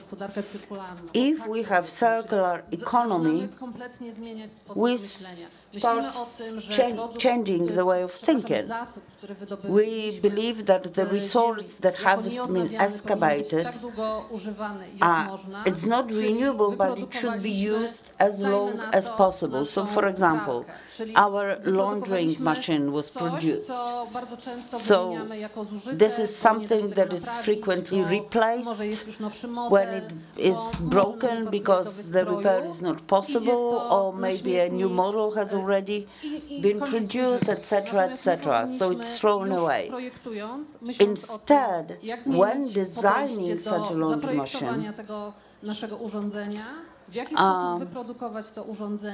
we should think of how to manufacture it so that it can be repaired as long as possible in a profitable manner, and how to disassemble it after its functional life so that individual spare parts can be used for something else. Because when manufacturing this laundry machine, washing machine, we use energy, we use the resources. If the energy was not produced from renewable sources, again, we contributed to the climate change. If, when designing and then manufacturing a given good, we know that it can be repaired, it can be disassembled, it can be reused for other purposes. So we have a product that had its intended purpose, original purpose, and then it can be used as an element of some other device. This is the simplest way. Now, the circular economy and the climate. Let's limit the consumption of natural resources. Thanks to that, we'll reduce our impact on the environment. Let's reduce consumptionism and wasting of resources. Let's reduce energy consumption. But again, this is related to the life cycle of the product. Now, once we have all these elements, it's not only about the approach of entrepreneurs. Let's translate it into functioning of cities. The previous panel discussion concerned cities. Cities can and should function in a circular manner. They should be designed in such a way and then should function in such a way as to become a self-functioning organism, like a human organism. I mean, in the city, we should function like human organism functions. If we can collect waste, let us try to recycle them, reuse them. Let's use them for heating purposes, for example. So this is a very brief answer to the first question. I could give lots and lots more examples. Dokładnie tak Thank you jest, very jak much. zostało powiedziane. Yes, exactly like has been described. Unia Europejska The przygotowuje się do European rozwiązań Union prawnych is w zakresie właśnie wytwarzania, preparing użytkowania legislative produktów solution naprawialności. Regarding repairability of the products and prolonging their functional life. The second life of the product is also very important. As to cities, I believe that a city should be treated in the same way as the resources. A city, it's a mine of the used products that should be reused.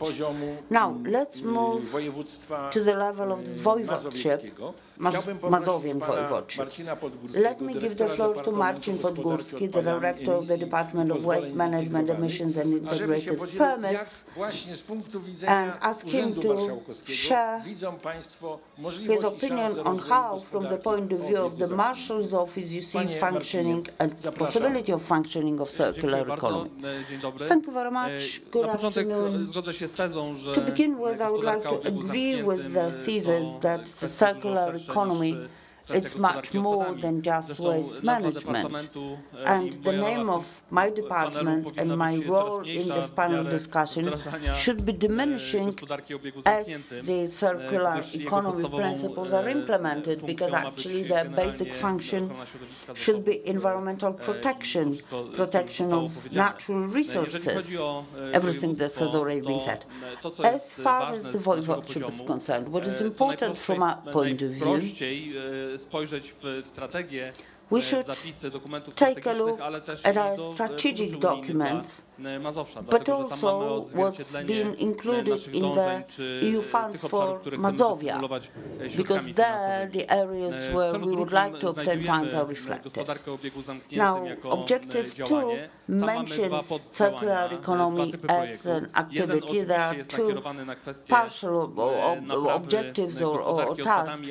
One of them is related to waste management, but let's note the details of that. Thanks to EU funds, the waste management system should improve the effectiveness of selective waste collection and recycling. So investment projects should improve the selective waste collection should lead to have better cleaning of the collected waste, and the mixed waste fraction should be reduced as far as possible. So this is an important thing, because the potential lying in the waste should be obtained, because this can be a valuable resource, secondary raw material. And also the level of enterprises. The second type of projects that can be implemented, divided into two stages. The first, the competition for the first stage will begin soon. Eco-design, possibility of changing the business models into circular models, and I would like to encourage companies and entrepreneurs to get interested in that. Skill improvement is another important element there, and this is an important theme that we pay attention to as the voivodeship. Circular economy paradoksalnie prosta, jeżeli się rozłoży ją na czynniki pierwsze, to jednak brak jest odpowiednich fachowców wystarczającej liczbie, żeby można by było tą gospodarkę obiegu zamkniętym wdrożyć na każdym poziomie. To implement circular economy at all possible levels, starting from the consumers through local governments, regional governments, and state administration, because we will need additional regulations to govern what is going to happen at the level of municipalities with waste collection and effective processing of the waste. Ale my musimy też myśleć strategicznie i długoplanowo, bardzo szeroko, czyli dużo szerzej niż tylko kwestia wątku gospodarki odpadami, czy zawracania do ponownego użycia, czy nowych modeli biznesowych. W ramach budowania tych strategii jesteśmy w trakcie w zasadzie projektowania, ale już nawet po concept note, który został pozytywnie oceniony przez Komisję Europejską, mówię o tym dlatego, że zawiązało się konsorcjum na terenie województwa mazowieckiego z wieloma instytucjami, których celem jest takie przygotowanie tej idei do wdrożenia, które zaangażuje różnych interesariuszy, podniesie efektywność, ale też uzbroi przede wszystkim właśnie w kompetencje, wiedzę, doświadczenia niezbędną do tego, żeby skutecznie mówić o wdrożeniu GOZ-u jako całości. As a whole to be effectively implemented. Thank you very much. Well, it's very valuable that you focus on the second direction, not only on waste management. Let me also note that the knowledge regarding this is very limited. I mean, how many of you have conducted circularity analysis? Well, I believe that the Marshal's Office could do a lot in this respect in terms of providing information, organizing demonstrations, showing people what to do. The intermediary authorities also do not fully understand the concept. Let me now give the floor to Katarzyna Błachowicz, the Vice President of the Management Board of the Recycling Cooperation Center, member of the Board of the Waste Management and Recycling Cluster, the National Cluster. Now, what is missing in order for us to take a broader approach? Katarzyna, the floor is yours. Well, thank you very much for the invitation to today's panel discussion. The good directions are actually indicated here in the green transformation, the transition that we are already part of. We just need to get on the train and go ahead, leaving the competitors behind us. We have more than 150 organizations in our cluster dealing with something more than just waste management.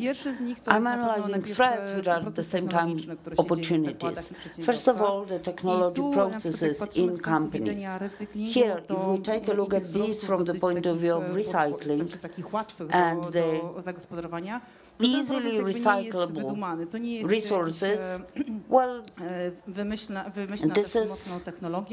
this doesn't require any sophisticated technology, but it's about closing the loops not only for the easy raw materials, but also closing the loop for the water, so reuse of water, and getting energy from renewables. So it's also improving energy efficiency of companies. So this is the whole package. There are already companies that are very innovative, that are implementing all those actions, but there are some raw materials that are missing.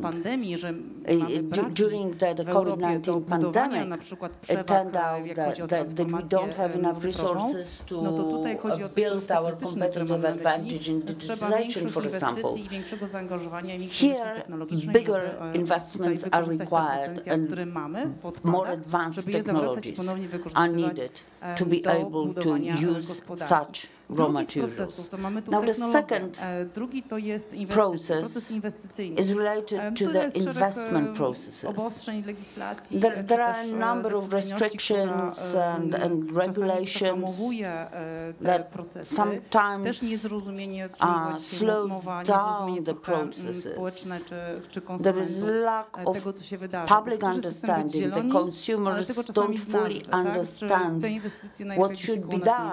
I mean, the consumers want to be green, provided that nothing is built next to their houses. I mean, the wind turbines are fine, but not in their backyard, etc., etc. Te badania tak wskazują na szeroko pojętym klimacie, natomiast jak chodzi już o ten region, results of the research generally related to climate as far as gorzej, więc ta the inwestycja, a co jak inwestycja, to finansowanie.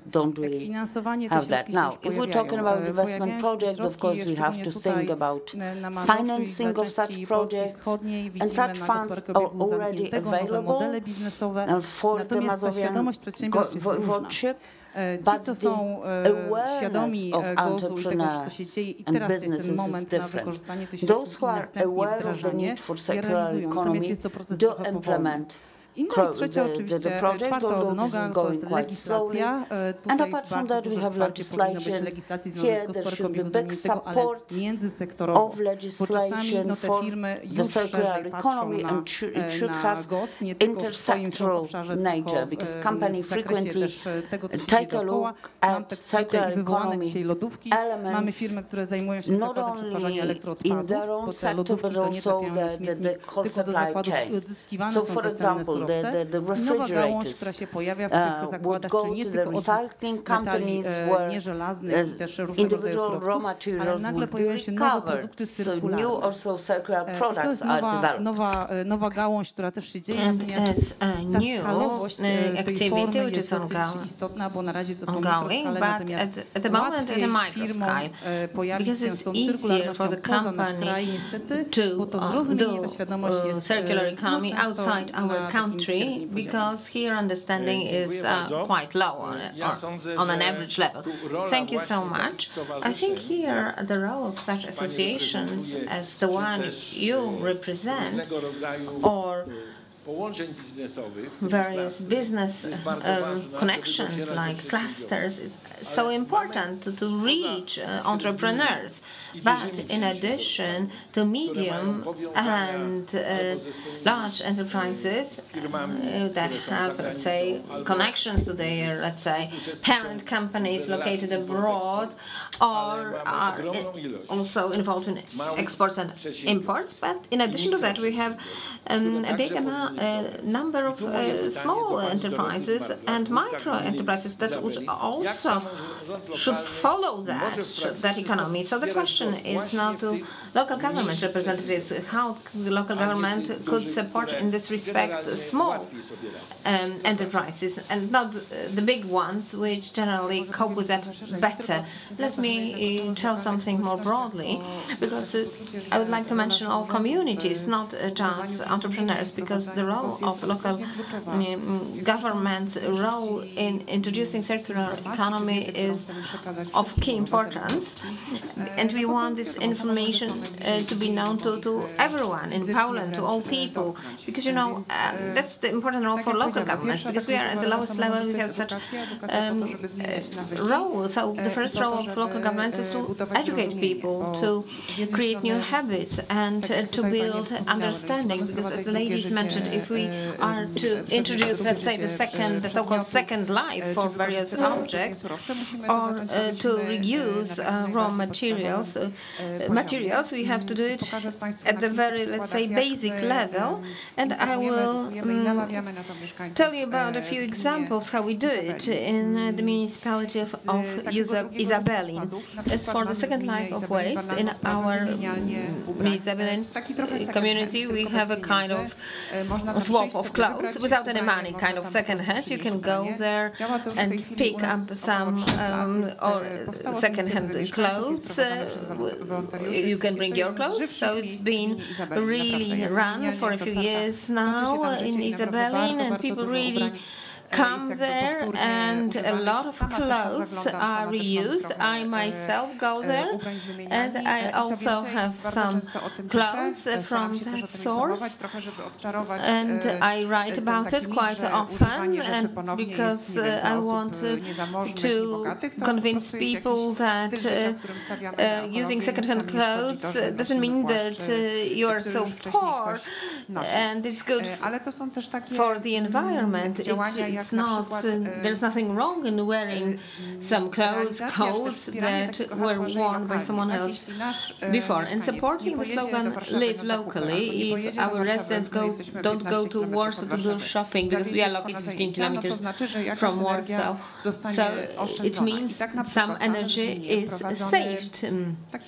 In our commune we have a marketplace, and one of the organizers of that is here. So again, in our commune we set up a place in Izabelin where farmers from nearby come locally made products. They are not really transported anywhere.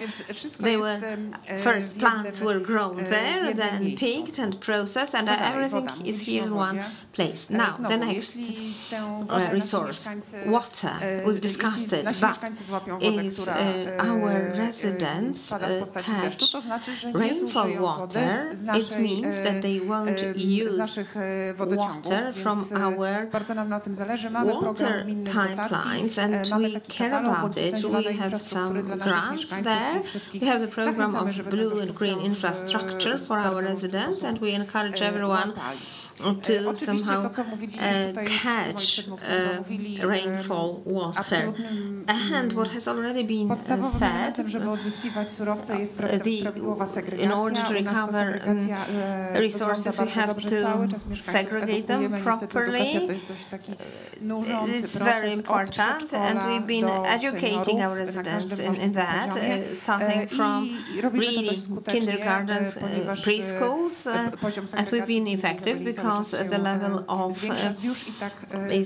selective collection of waste is improving all the time, also it's been good. Now the second life of products, especially food products, so we educate children, kindergarten schools, so that they should not waste food, because we waste a lot of food in Poland, and we have some special program called Cuisine of the Remains, and kids made some dishes, foodstuffs from kind of remains that would have been thrown away. And what is important is green waste. It seems to be the simplest to recover or not to generate. So we encourage our residents to compost this green waste. We distribute leaflets on that among them, and we educate them how to create this special compost units, and really a lot of residents are using that and organizing that, and we see now that green waste is diminishing. So it's just one role of the local government, just as I put it, just kind of touching residents and doing our best so that to use as few resources possible. The other is to give an example. If you say to residents, don't throw away grass from your own gardens, don't put it in the bag. So we can't do it either. So we really arranged such composter devices along public roads, and what is taken, like leaves now in autumn, etc.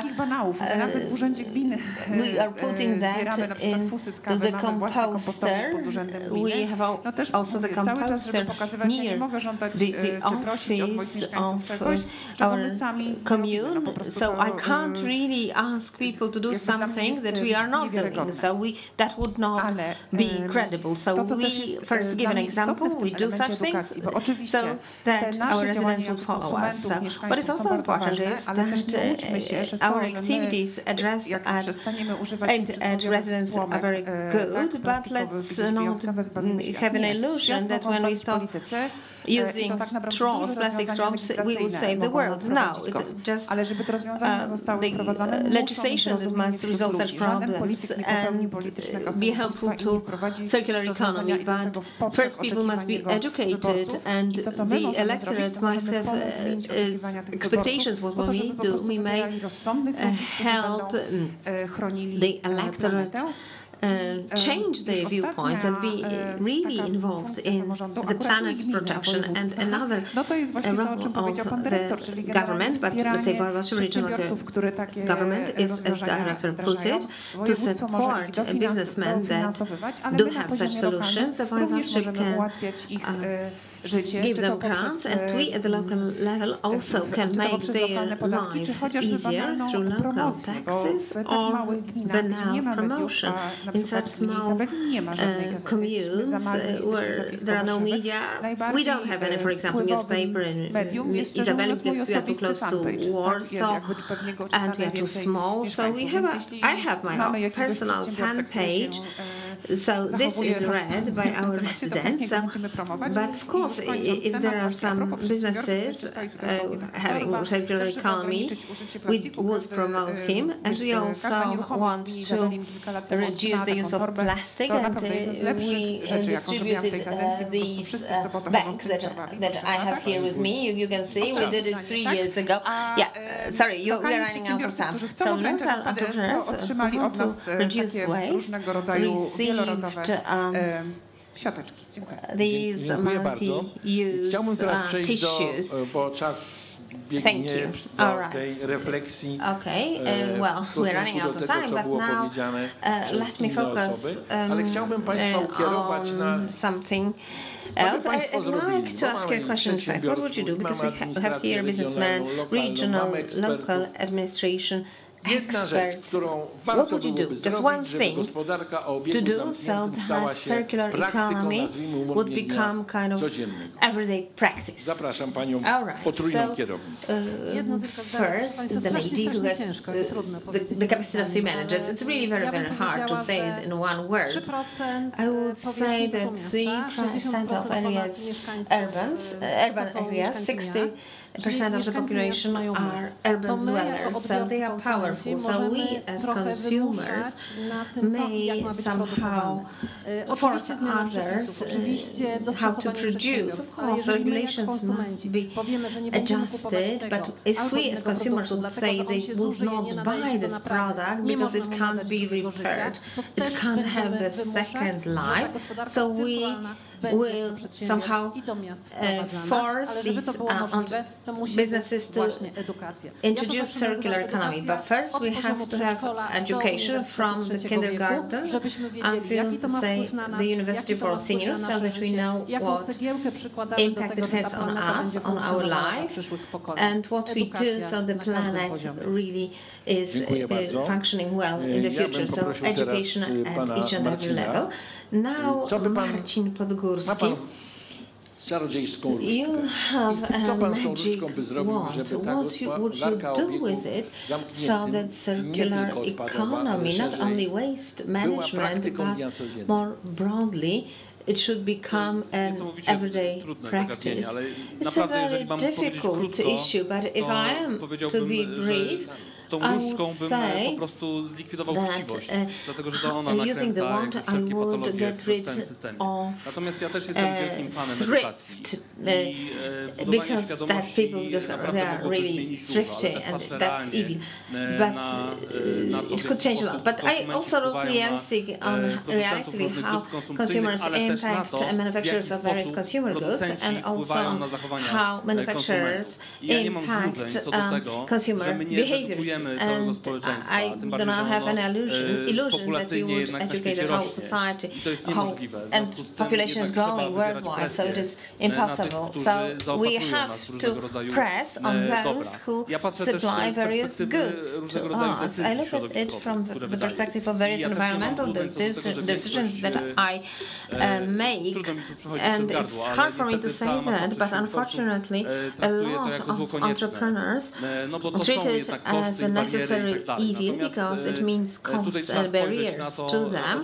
But we must look now at what we are talking about today, that we are running out of resources, and if we do not swap to the circular economy, they would lose because they would not be able to cope with the economy well.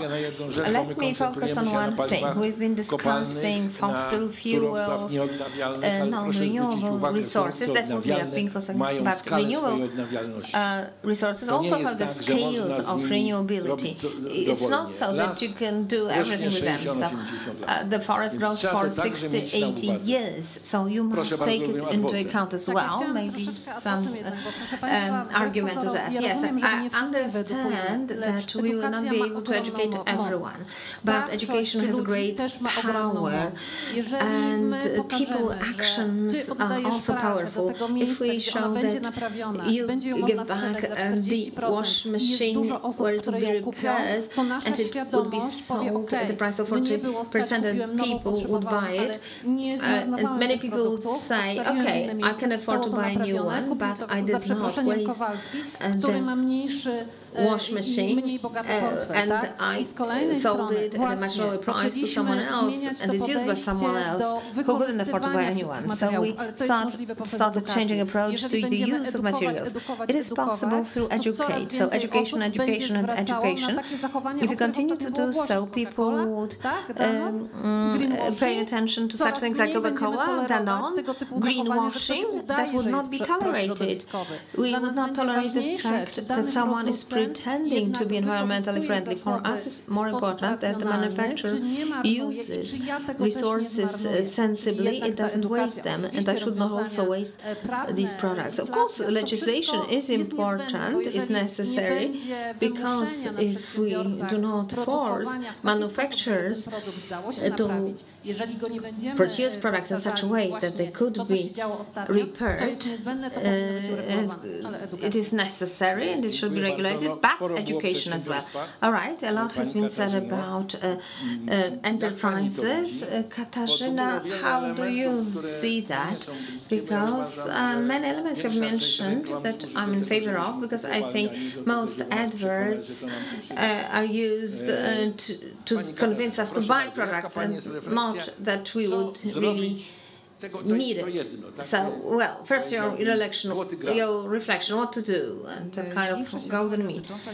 We should have greater awareness of the circular economy, because the circular economy is the economy combined with ecology. So, looking through only economic imperative is not effective for anyone, including enterprises. Let me boast of what we've been doing, because we noticed these things. So, as a cluster, we prepare the possibility of transforming enterprises towards the circular economy and raising the awareness of where we are. So first, they should identify needs and what could be achieved thanks to, let's say, economic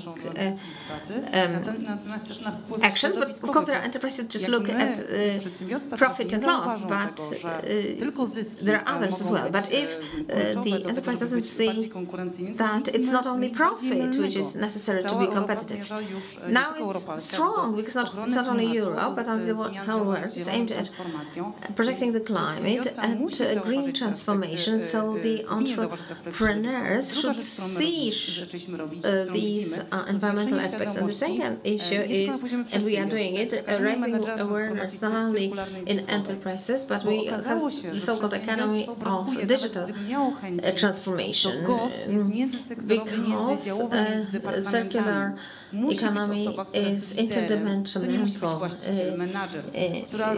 So there must be a person who understands circular economy, not necessarily a manager, and it can combine all the elements so that to look at the enterprise as a whole, and only then the enterprise has a possibility to have a pro-environmental impact and to have a circular economy and to be ecological and not involved in greenwashing, as mentioned here. So I understand it's not only the issue of understanding the whole picture of the enterprise, but also what we see after the analysis of carbon footprint, that is our suppliers and our clients that buy from us.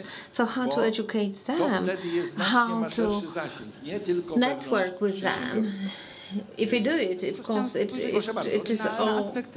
has all a broader scope. But let me also mention the aspect, a little bit economic aspect as regards the resources that we've been discussing today, because there is a tendency to have quick actions like burning or incinerating the raw material, but it gives 4 times the bigger carbon footprint, so we should give it up. Like all these plastic straws, because in fact paper straws has a bigger carbon footprint than plastic straws used to drinking. So sometimes we really don't know such things. But, well, even when we see such things, we know that they are mistakes, but we must go on doing the things. So, as regards straws, microplastic is a serious pollutant, and we must find a good solution. And now, the lady from Isabelin, what would you say that you can introduce the circular economy? So, magic wand. So, 2 things are realistic. One, which is realistic, is to introduce education to schools. I don't know the subject, but it would not be biology, but mandatory education from kindergarten to hours a week on all these issues, and in 15 times the situation will be completely different. And this can be done. We don't really need a magic wand, but as regards some magic, it's to make all politicians would wear green glasses and would discuss and adopt various legal acts which could have a negative impact on the electorate, because something would be less available, more expensive, and here, let's say, people thrift would be important here, but if something like that happened, it would be really good. So yes, I agree with that, because for a year or more I was the moderator of some special educational seminar for environmental education, and there are over 30 recommendations for such education, like for example, once a year, a week with climate at school. Kind of topic. And the key thing is not only knowledge, but also competence building. That is so important. There are 2 also opinions to be expressed. Well, we have not finished yet. The watch stopped. It's good for us. So first, the lady who has, let's say, 3 capacities, and then the gentleman.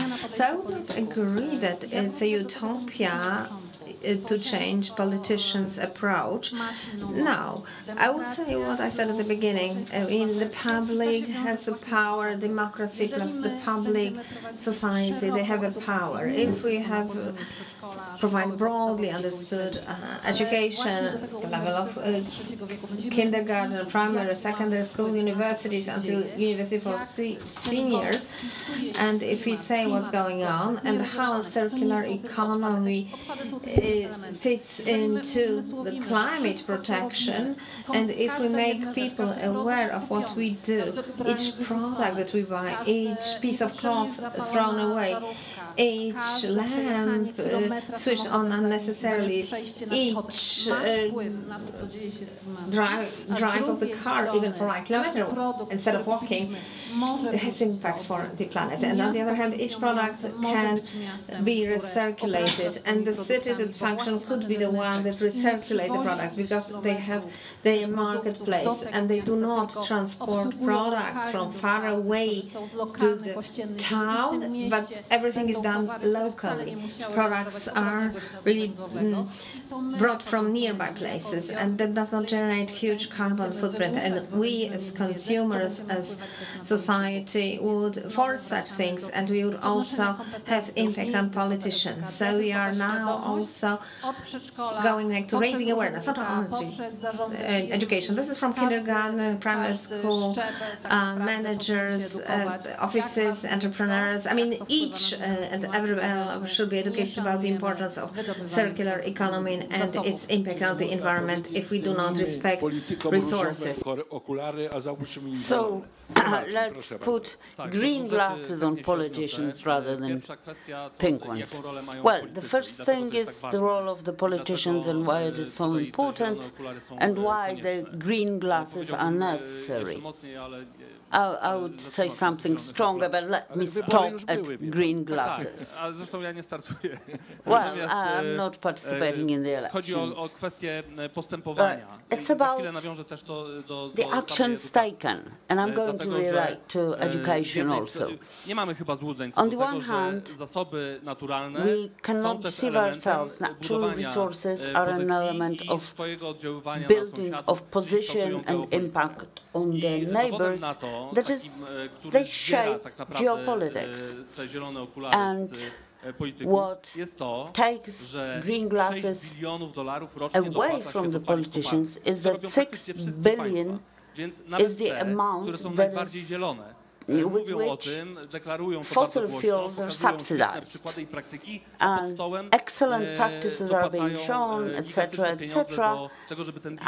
But on the other hand, under the table, payments are made for fossil fuel businesses to develop.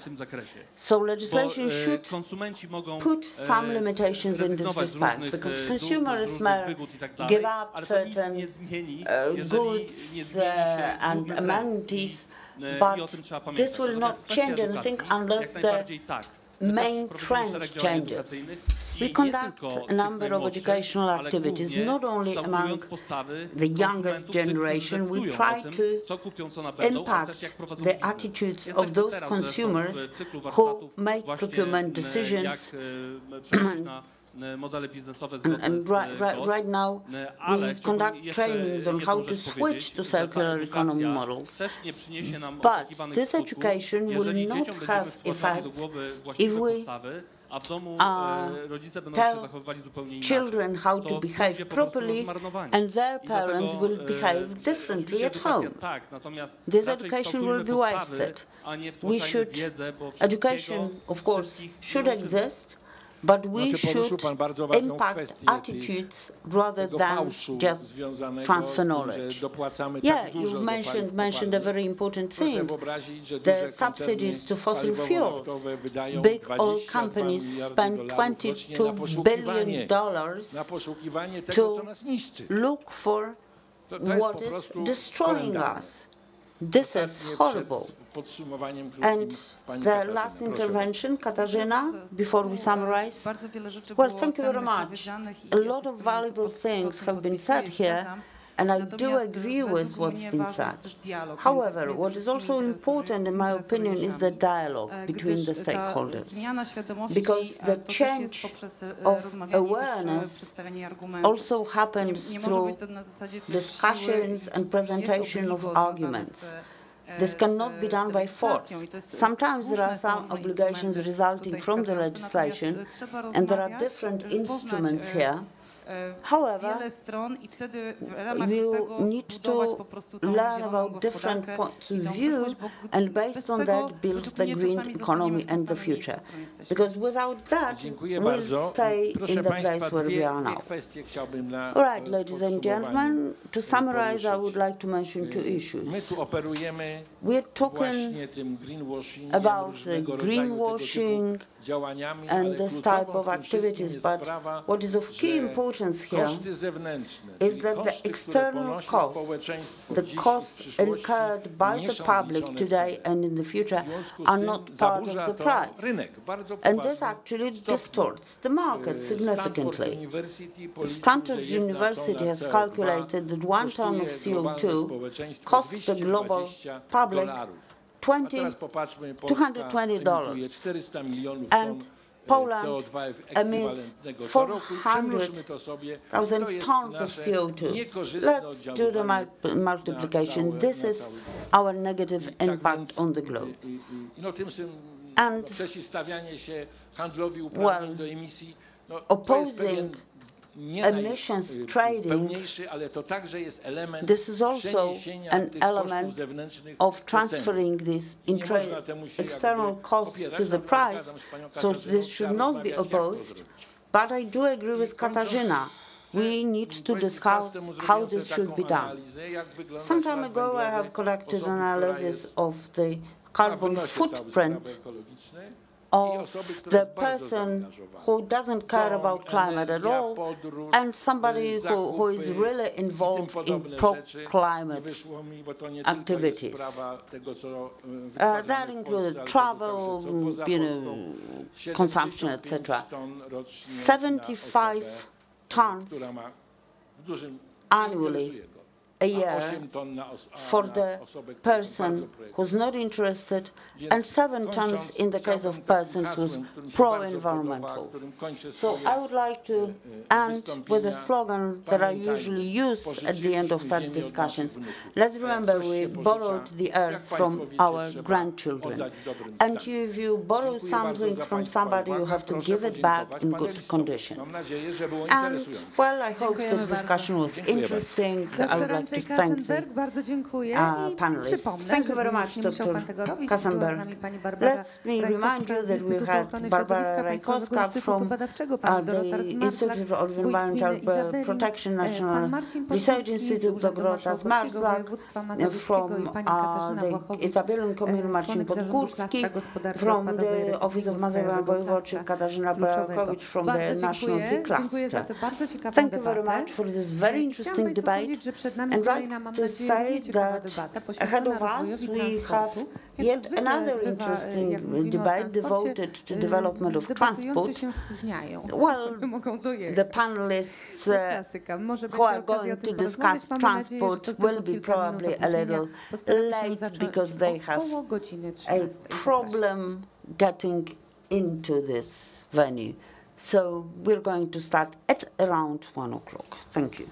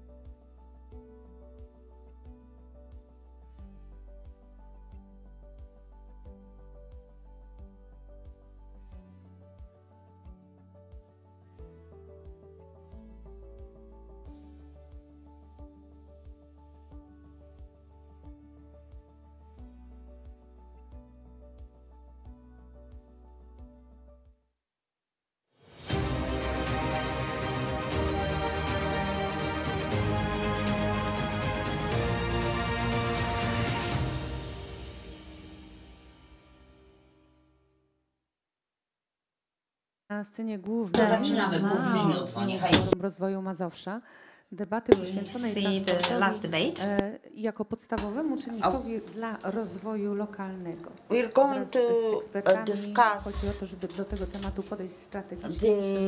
How to reach places that cannot be reached, the role of transport in local development, how to provide convenient life and economic development for the residents. The debate is going to be moderated by Maciej Mysona, director in the TOR Economic Advisory Team, and the panelists will be Iwona Budych, president of the Transport Exclusion Association, Pan prezes Robert Stępień, president of the Management Board of Koleje Mazowieckie, Marcin Jakubowski, mayor of Minsk Mazowiecki, i pan Krzysztof Rodziewicz, director of the Transport Analysis Department of the Center for EU Transport Projects. Okay, I wish you a fruitful debate.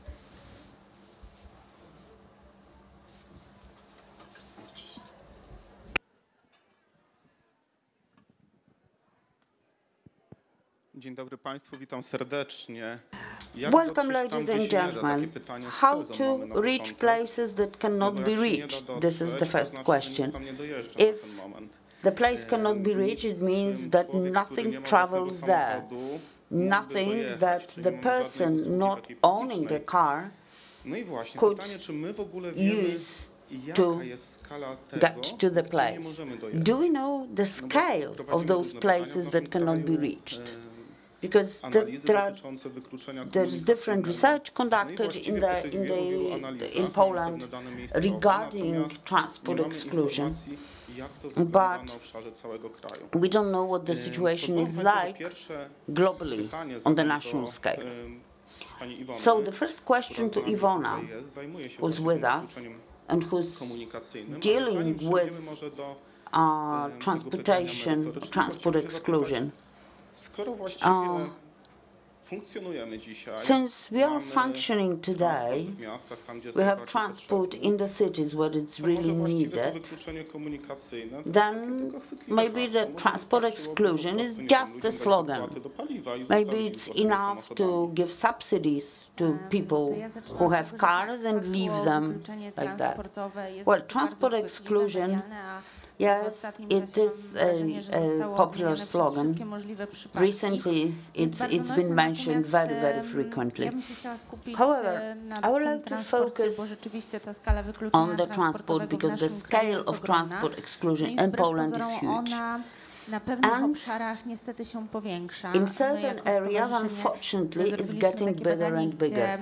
We, as the association, conducted research when we analyzed transport in all communities and municipalities in Poland. And we're talking about like 15 million of people suffering from transport exclusion. Frequently, it's said that public transport is not profitable. That's true, because actually public transport should not bring profit. The public transport should możliwość dojazdu w życiu codziennym do szkoły, do pracy. The residents possibility to travel, commute to school or to bardzo work. łatwo jest It is przerzucić easy, się of na course, swój własny prywatny to środek switch transportu. to No ale jeżeli individual weźmiemy pod uwagę transport. osoby starsze, However, if we take młodzież into account szkolną, to elderly niestety są to people grupy, które and school mimo students, chęci, no nie these zawsze groups, będą whether mogły they like it wybrać or not, ten transport prywatny, will no, ale always pamiętajmy też, will not że always w be trosce o able to pick the środowisko, individual's transport. korzystanie z We should transportu also bear in publicznego jest dużo mind bardziej that using ekologiczne. public I transport tutaj is much more poruszamy bardzo environmentally ważną friendly. rzecz, że So here we're talking about a very important thing. Functioning of the public transport jakość tego funkcjonowania powinna and wywodzić się its od quality włodarzy jednostek should samorządu terytorialnego, od gmin. To włodarze powinni zrozumieć istotę i sens, że decided nawet by jeżeli the governments nie będzie of to opłacalne, to i tak municipalities. ten transport powinien być w minimalnym stopniu zapewniony tak, żeby chociaż zapewniać dojazd do szkół, ponadpodstawowych, bo wiemy, że ten transport dzieci i szkół podstawowych jest zapewniony obowiązek wynika z ustawy, natomiast zapominamy właśnie o tych grupach takich jak młodzież, as far as the primary school is concerned, this is an obligation, but we tend to forget about secondary school students inwestować w transport publiczny i zachęcać do tego, aby rzeczywiście wybierać ten transport. Jest wiele możliwości. Dziękuję bardzo za odpowiedź. Ja pozwolę sobie podrążyć dalej ten temat. Nie jestem w 100% przekonany, czemu właśnie nie samochód osobowy. Mamy spektrum wykluczenia społecznego, ale mamy też spektrum wykluczenia społecznego nie tylko w transporcie. No i kraj jakoś sobie z tym radzi. Wiadomo, są and somehow the country is dealing with that. Ale to jest nie tylko transport. Natomiast exclusion is not only related to transport. I have a question to Krzysztof Rodziewicz. Tworząc, wymagając na przykład na różnych samorządach, forcing certain local governments, dopłaty, staraniu się o środki pomocowe, przeanalizowali właśnie, jak projekty będą wpływały nie tylko na nie tylko na dostępność transportową, ale też na szeroki aspekt innych zmiennych w danym samorządzie, w mieście. The impact of a given project on the situation in a given municipality or city. So what are the benefits resulting from the existence of public transport under a given local government? Well, thank you very much. This is quite a complex phenomenon. The analysis that we have give us quite a lot of information on why public transport is beneficial from the social point of view. These are technical aspects, like for example time savings, w kwestiach środowiskowych, environmental savings. Tego typu rzeczy. My analizujemy, które projektów, które są do nas składane, są pod tym which of the projects that are submitted to us are the most beneficial from this point of view. Also, when providing EU funds for transport-related projects, we are part of a broader EU policy zwiększenia roli transportu publicznego, increasing the role of public transport, może nie wyeliminowanie, ale ograniczenie and transportu indywidualnego, reduction of individual transport, mainly because of climatic and environmental reasons, and the goals that were adopted by the European Commission, but also by Poland. So this is like the strategy that is kind of far from us. If we're talking about individual users, we have different habits. We are used to travel comfortably. We like to drive the cars.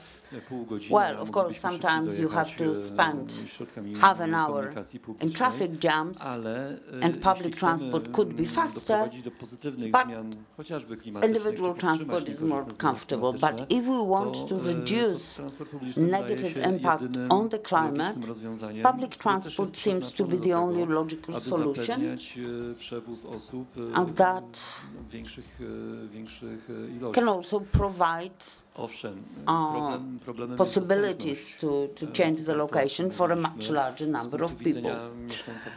Now, from the point of view of a resident of Warsaw or another bigger city, this is not a problem. We have access to different means of transport.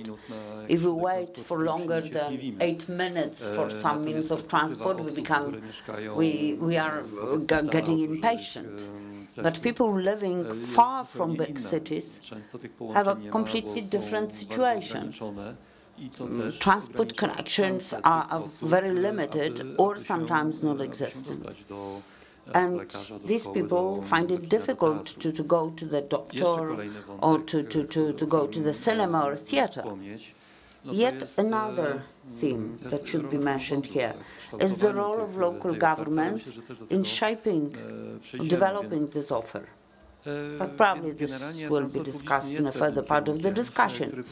So public transport should be the preferred direction, and we, as the Center for EU Transport Project, do support this kind of transport, although we of course realize that a lot of funds and effort is needed to offer appropriate opportunities. I have a question to Robert Stępień. Ja bardzo często mam takie właśnie drobne tutaj omyłki, szczególnie jak się prowadzi, to sorry for misspelling the name, but Panie prezesie, anyway, jeżeli chodzi o siatkę połączeń, no, jesteście największym as far as the network of connection is concerned, you are the biggest regional transport company on the level of the voivodeship. And actually, what limits you are the rail tracks. I mean, you cannot say that starting from tomorrow you offer a new connection to a new destination because tracks would have to be built. So what are your expectations towards our local governments to further develop the rail network? Dzień dobry Państwu. Dziękuję bardzo za zaproszenie Well, thank you very much for the invitation and for the possibility to participate in this debate. Odpowiem bardzo krótko na to dość prowokacyjne pytanie, które się pojawiło na początku.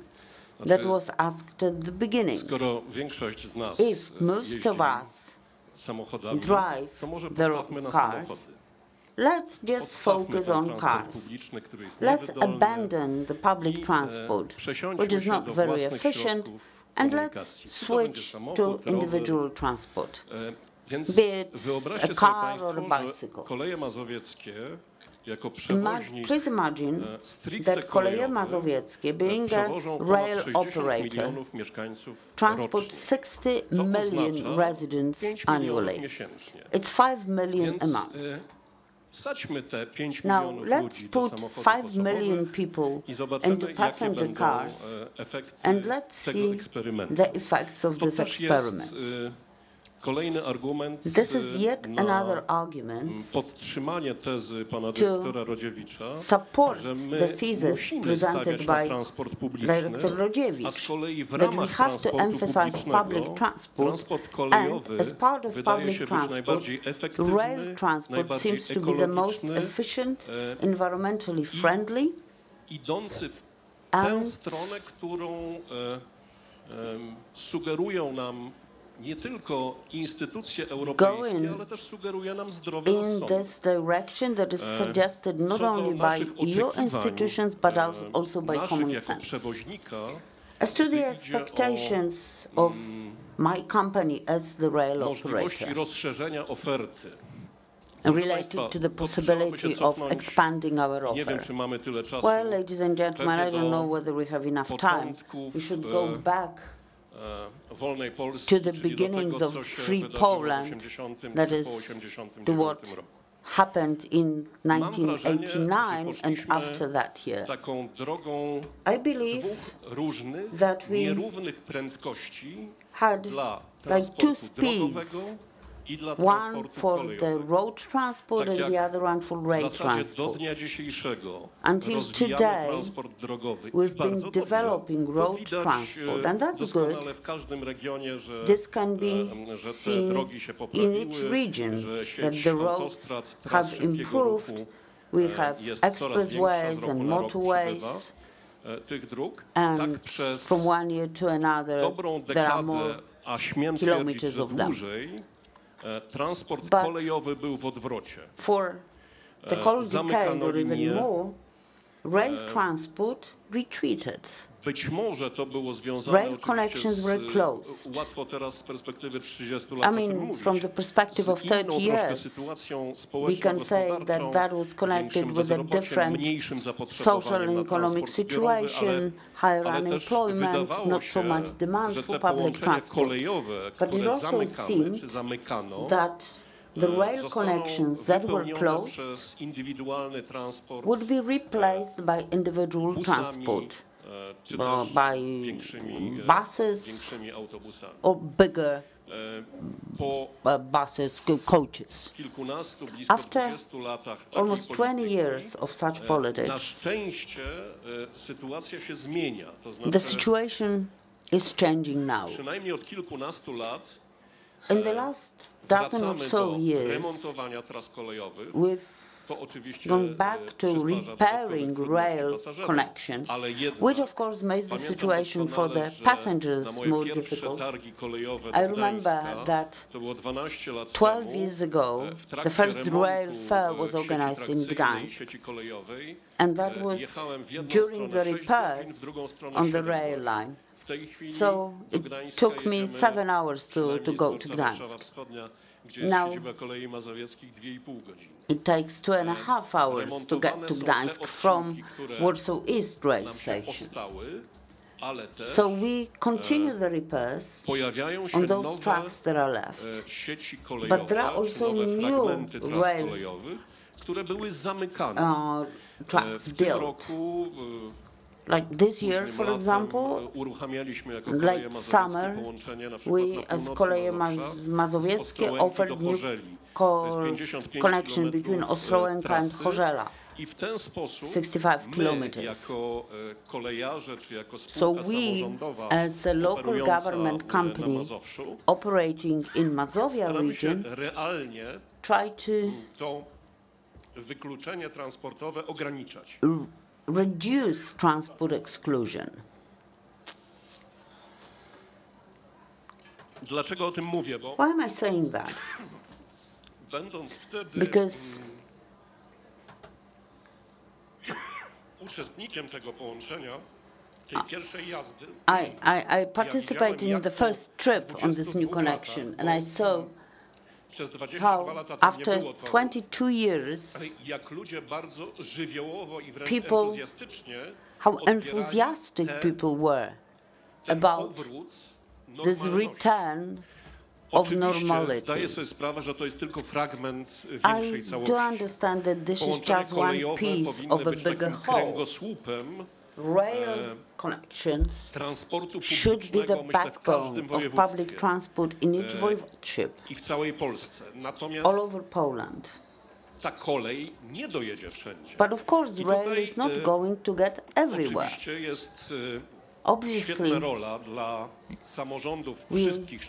here's the important role for local governments of all levels, not only voivodeship government, that can support rail transport, but also for city governments, municipal governments, to create such transport connections, road transport connections, that could, so that passengers can get to railway stations and then to go to school or to work. Like in Grodzisk Mazowiecki, for example, there is quite an extensive network of local buses, vans that not only transport passengers within the city, but also take them to the rail station where passengers can switch. There are more examples like that, but of course my time is over. W takim razie przechodzimy do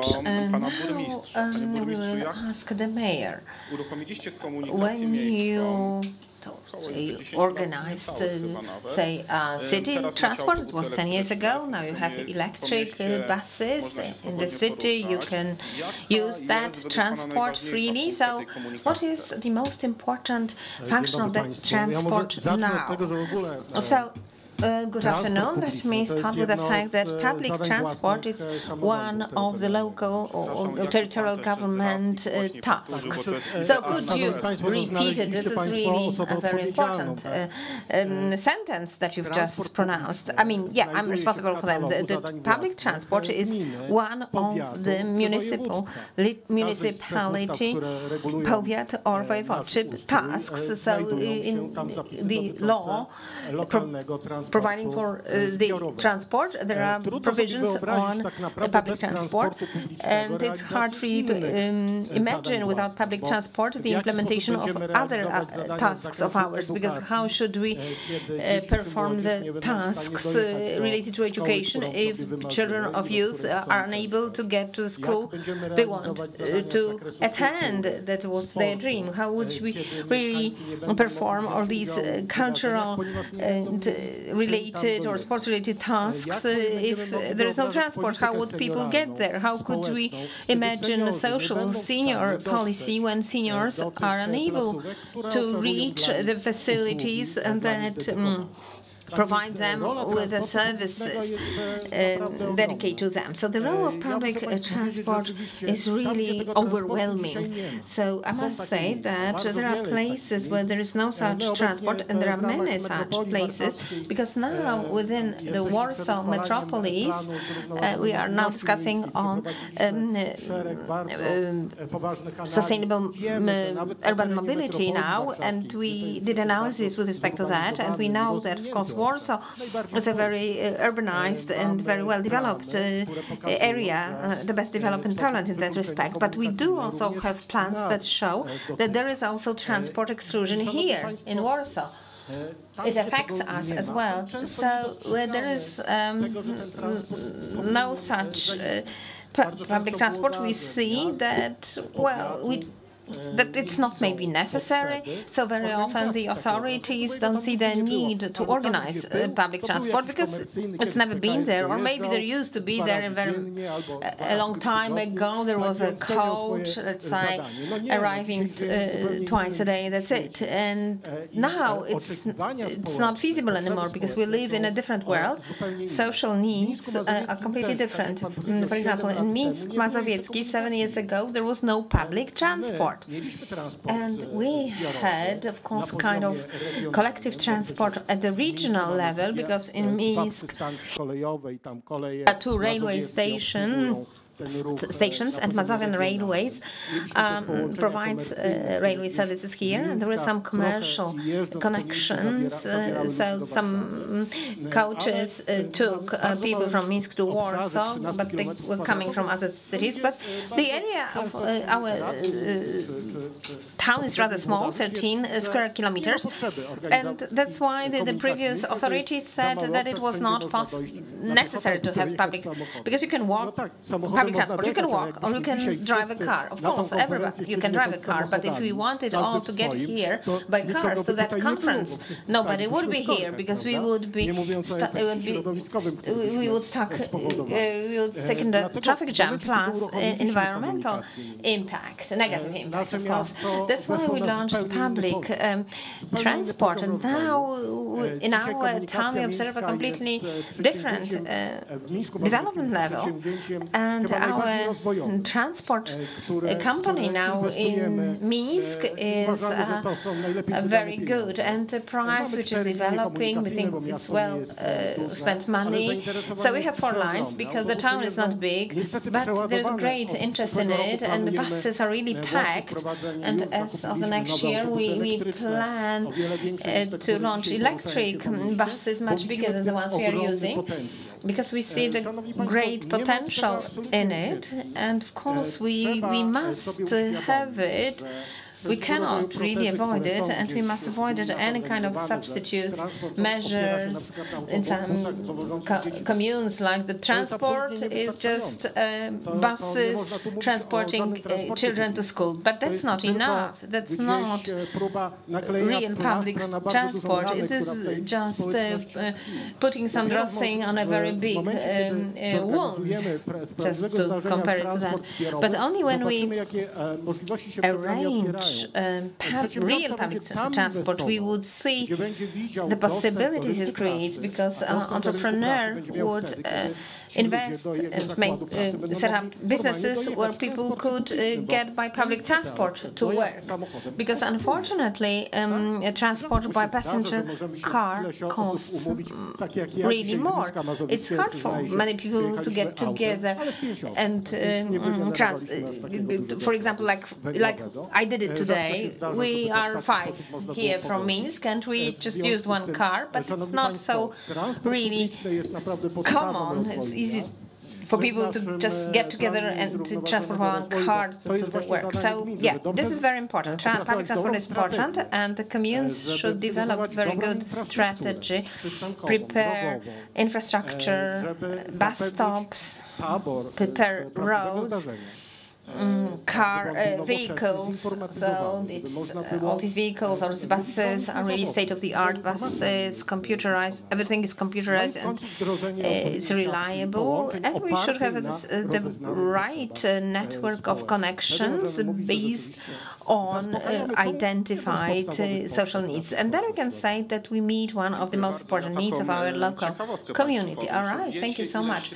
Now, do you know how many people are transported by passenger car? On average, 1.2 persons. 1.2 persons per car, or 1.15, depending on the research. This is just to complement and confirm what Mr. Mayor has said. So now another question, brief one. What limitations do you see in the public transport? Do you miss some kind of larger area like powiat, this county transport, or what else? So, of course, ladies and gentlemen, well, we've got one limitation, let's say. This is our law, related to our law, because in addition to municipal, urban, powiat or regional, that is voivodeship transport, we should have metropolitan transport. It should be well arranged. I mean, this level is missing in Mazovia voivodeship. It is in Górnośląskie. It's regulated there. So the metropolis was founded there mainly for the purpose of transport. And we have some agreements between communes, powiats, and the capital city of Warsaw, where indeed part of the Warsaw metropolis has such a connection guarantee, but many of over 70 local government units have no access to that metropolitan service that would enable them to have just one ticket and to use various means of transport in the territory of the whole metropolis. It's the biggest challenge, but I do hope that the new parliament, which is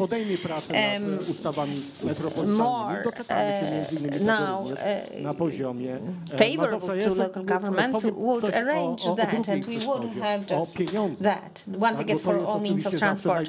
And one more important thing, it's money, because it's always a problem, although when I'm looking at the president of the Mazovian Railways, you have lots of money, a lot of money, over 500 million zlotys,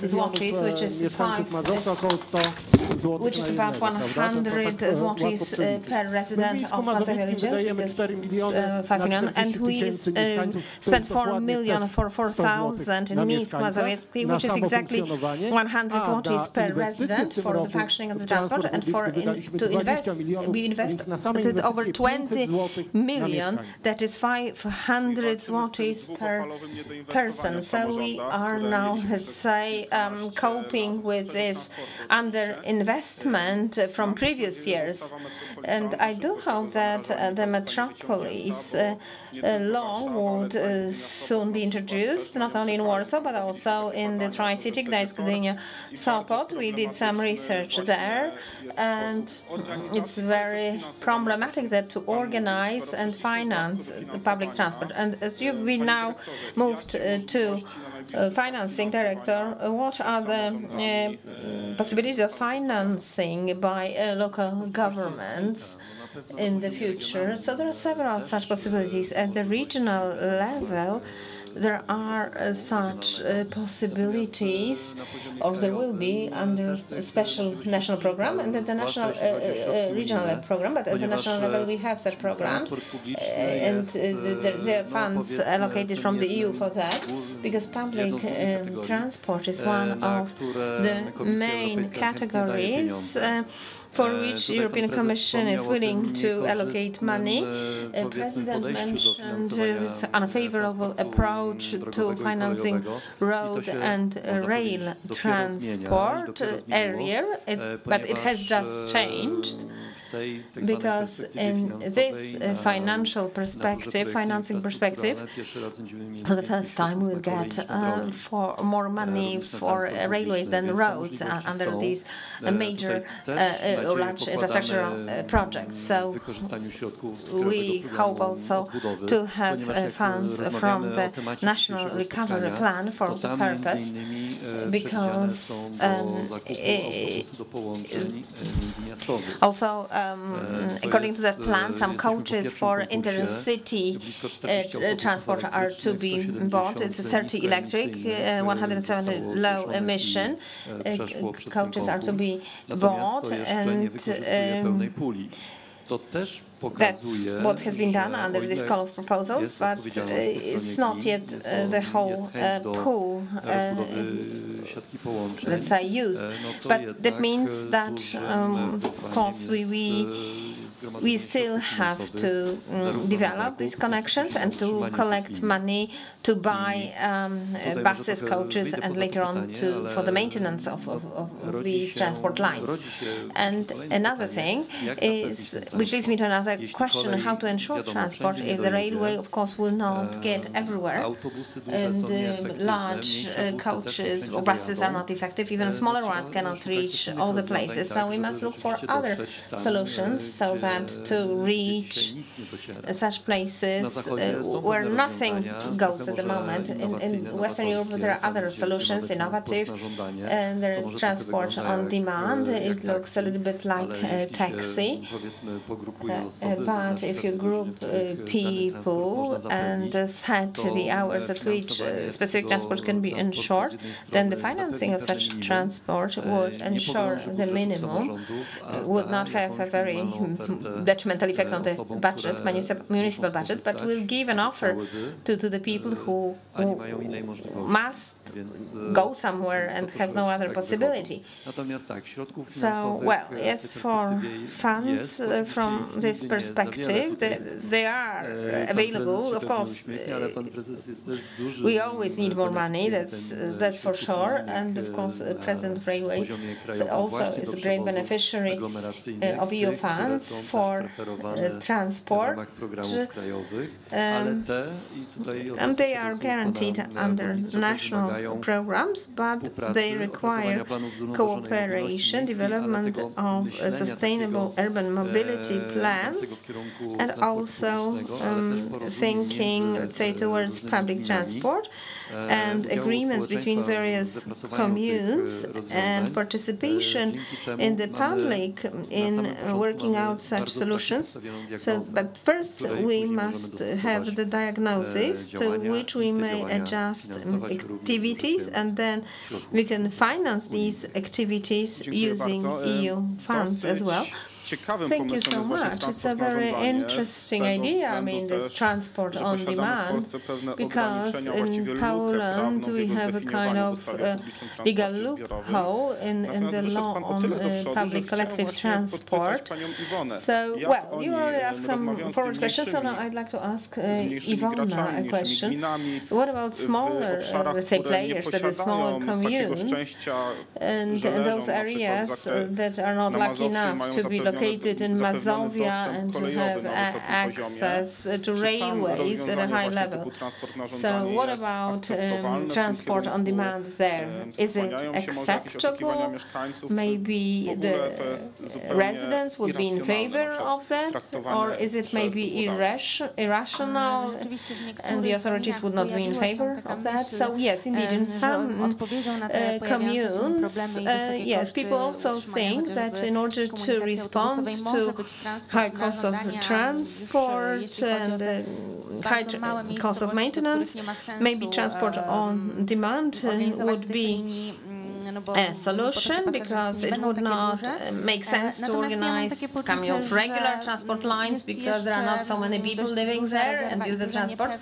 But I have that people really approach it with reservation, and they're very cautious, and there are very few such communes that decide to do something about transport on demand. But I hope it would change, because it might be a response to the problem of transport exclusion. Thank you so much. And the last question, the President, do you expect that communes would help you so that powiats would arrange these networks so that you could have some kind of access transport to the railways?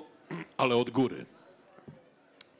Potrzebna jest odpowiednia polityka państwa. What we need is, let's say, national policy of the state. So my experience in cooperation with Director Rodziewicz, the institution that he represents, that the Center for EU Transport Projects, has been very good.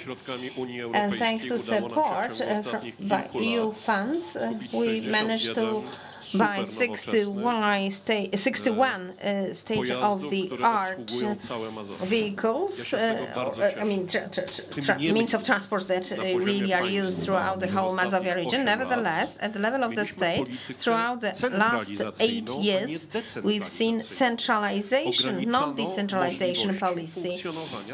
The possibilities of functioning for local and regional governments were limited by reducing funds for these governments. It can't be so that the representative of the central government should decide how the mayor is to arrange public transport in his or her commune. So we need more funds for local governments, also at the level of the voivodeship government, and we need to reverse the tendency that we've observed throughout the last 8 years. That's for the first thing. Now, to answer your question, obviously we will agree with other bodies, because we as a carrier we somehow have some agreement with local governments. We have already this kind of ticket for our city railways and the buses. Of course, it's something exceptional in Poland, but not in the world. There it's common. But if we could only cooperate at the level of local communities and local governments, then they would know better how to arrange it all well, and how to co-create, co-establish this public transport, which should be our favorite transport within the coming years or decades. We agree with that, I guess. Yes, let me supplement. Because the key to success is money for local governments. That's right. So that we could spend money on public transport, among others. But of course, we as local governments have many more needs, whereas public transport in cities, municipalities, powiats must be fully correlated, integrated into other branches of public transport at other levels. So public transport in Mazowieckie is correlated with the trains of Mazovian railways. That's obvious. And each of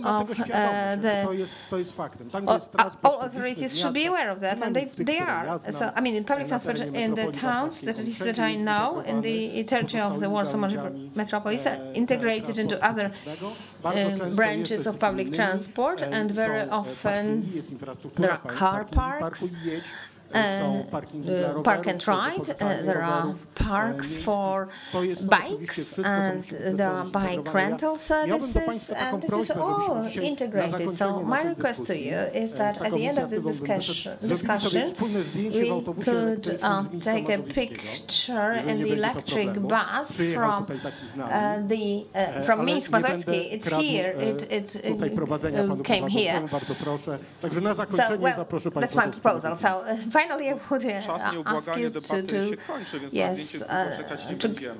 to take this picture so that everyone could be on that. Okay, the time for the debate is coming to an end. So I do hope that at the next debate we could have the Metropolis law implemented not only in Poland but also in other areas of country, and also with updated public law transport, which should be clearer for territorial governments at each level. So thank you so much for participating in the discussion. So let me thank all the panelists. That is Krzysztof Rodziewicz, Director of the Transport Analysis Department of the Center for EU Transport Projects, Mr. Marcin Jakubowski, Mayor of Minsk Mazowiecki, President of Mazovian Railways, Robert Stepień, and Iwona Budych, President of the Transport Exclusion Association. My name is Maciej Misona, Director of the TOR Economic Advisor Team. Thank you very much for the debate, and we finished 2 minutes ahead of schedule. So thank you very much for sticking to time, and you have thanked everyone. So you've done my job, and while referring to the topic of the debate, we reached the culmination point of our activity on the main stage, because that was the last debate on that stage. So after the group picture is taken, group photo is taken, myself as the moderator from another stage, I have a pleasure to invite you to this off stage opposite this conference center, because a very interesting discussion is ongoing there on mobile apps. So please go to that conference room. That's really a great debate, and so it's worth my to listen to it. So thank you so much. I'd like to thank all the panelists from the last debate. That's it from me. And now, in a few minutes' time, I will really close the meeting. So thank you so much. Aleksander Sikora.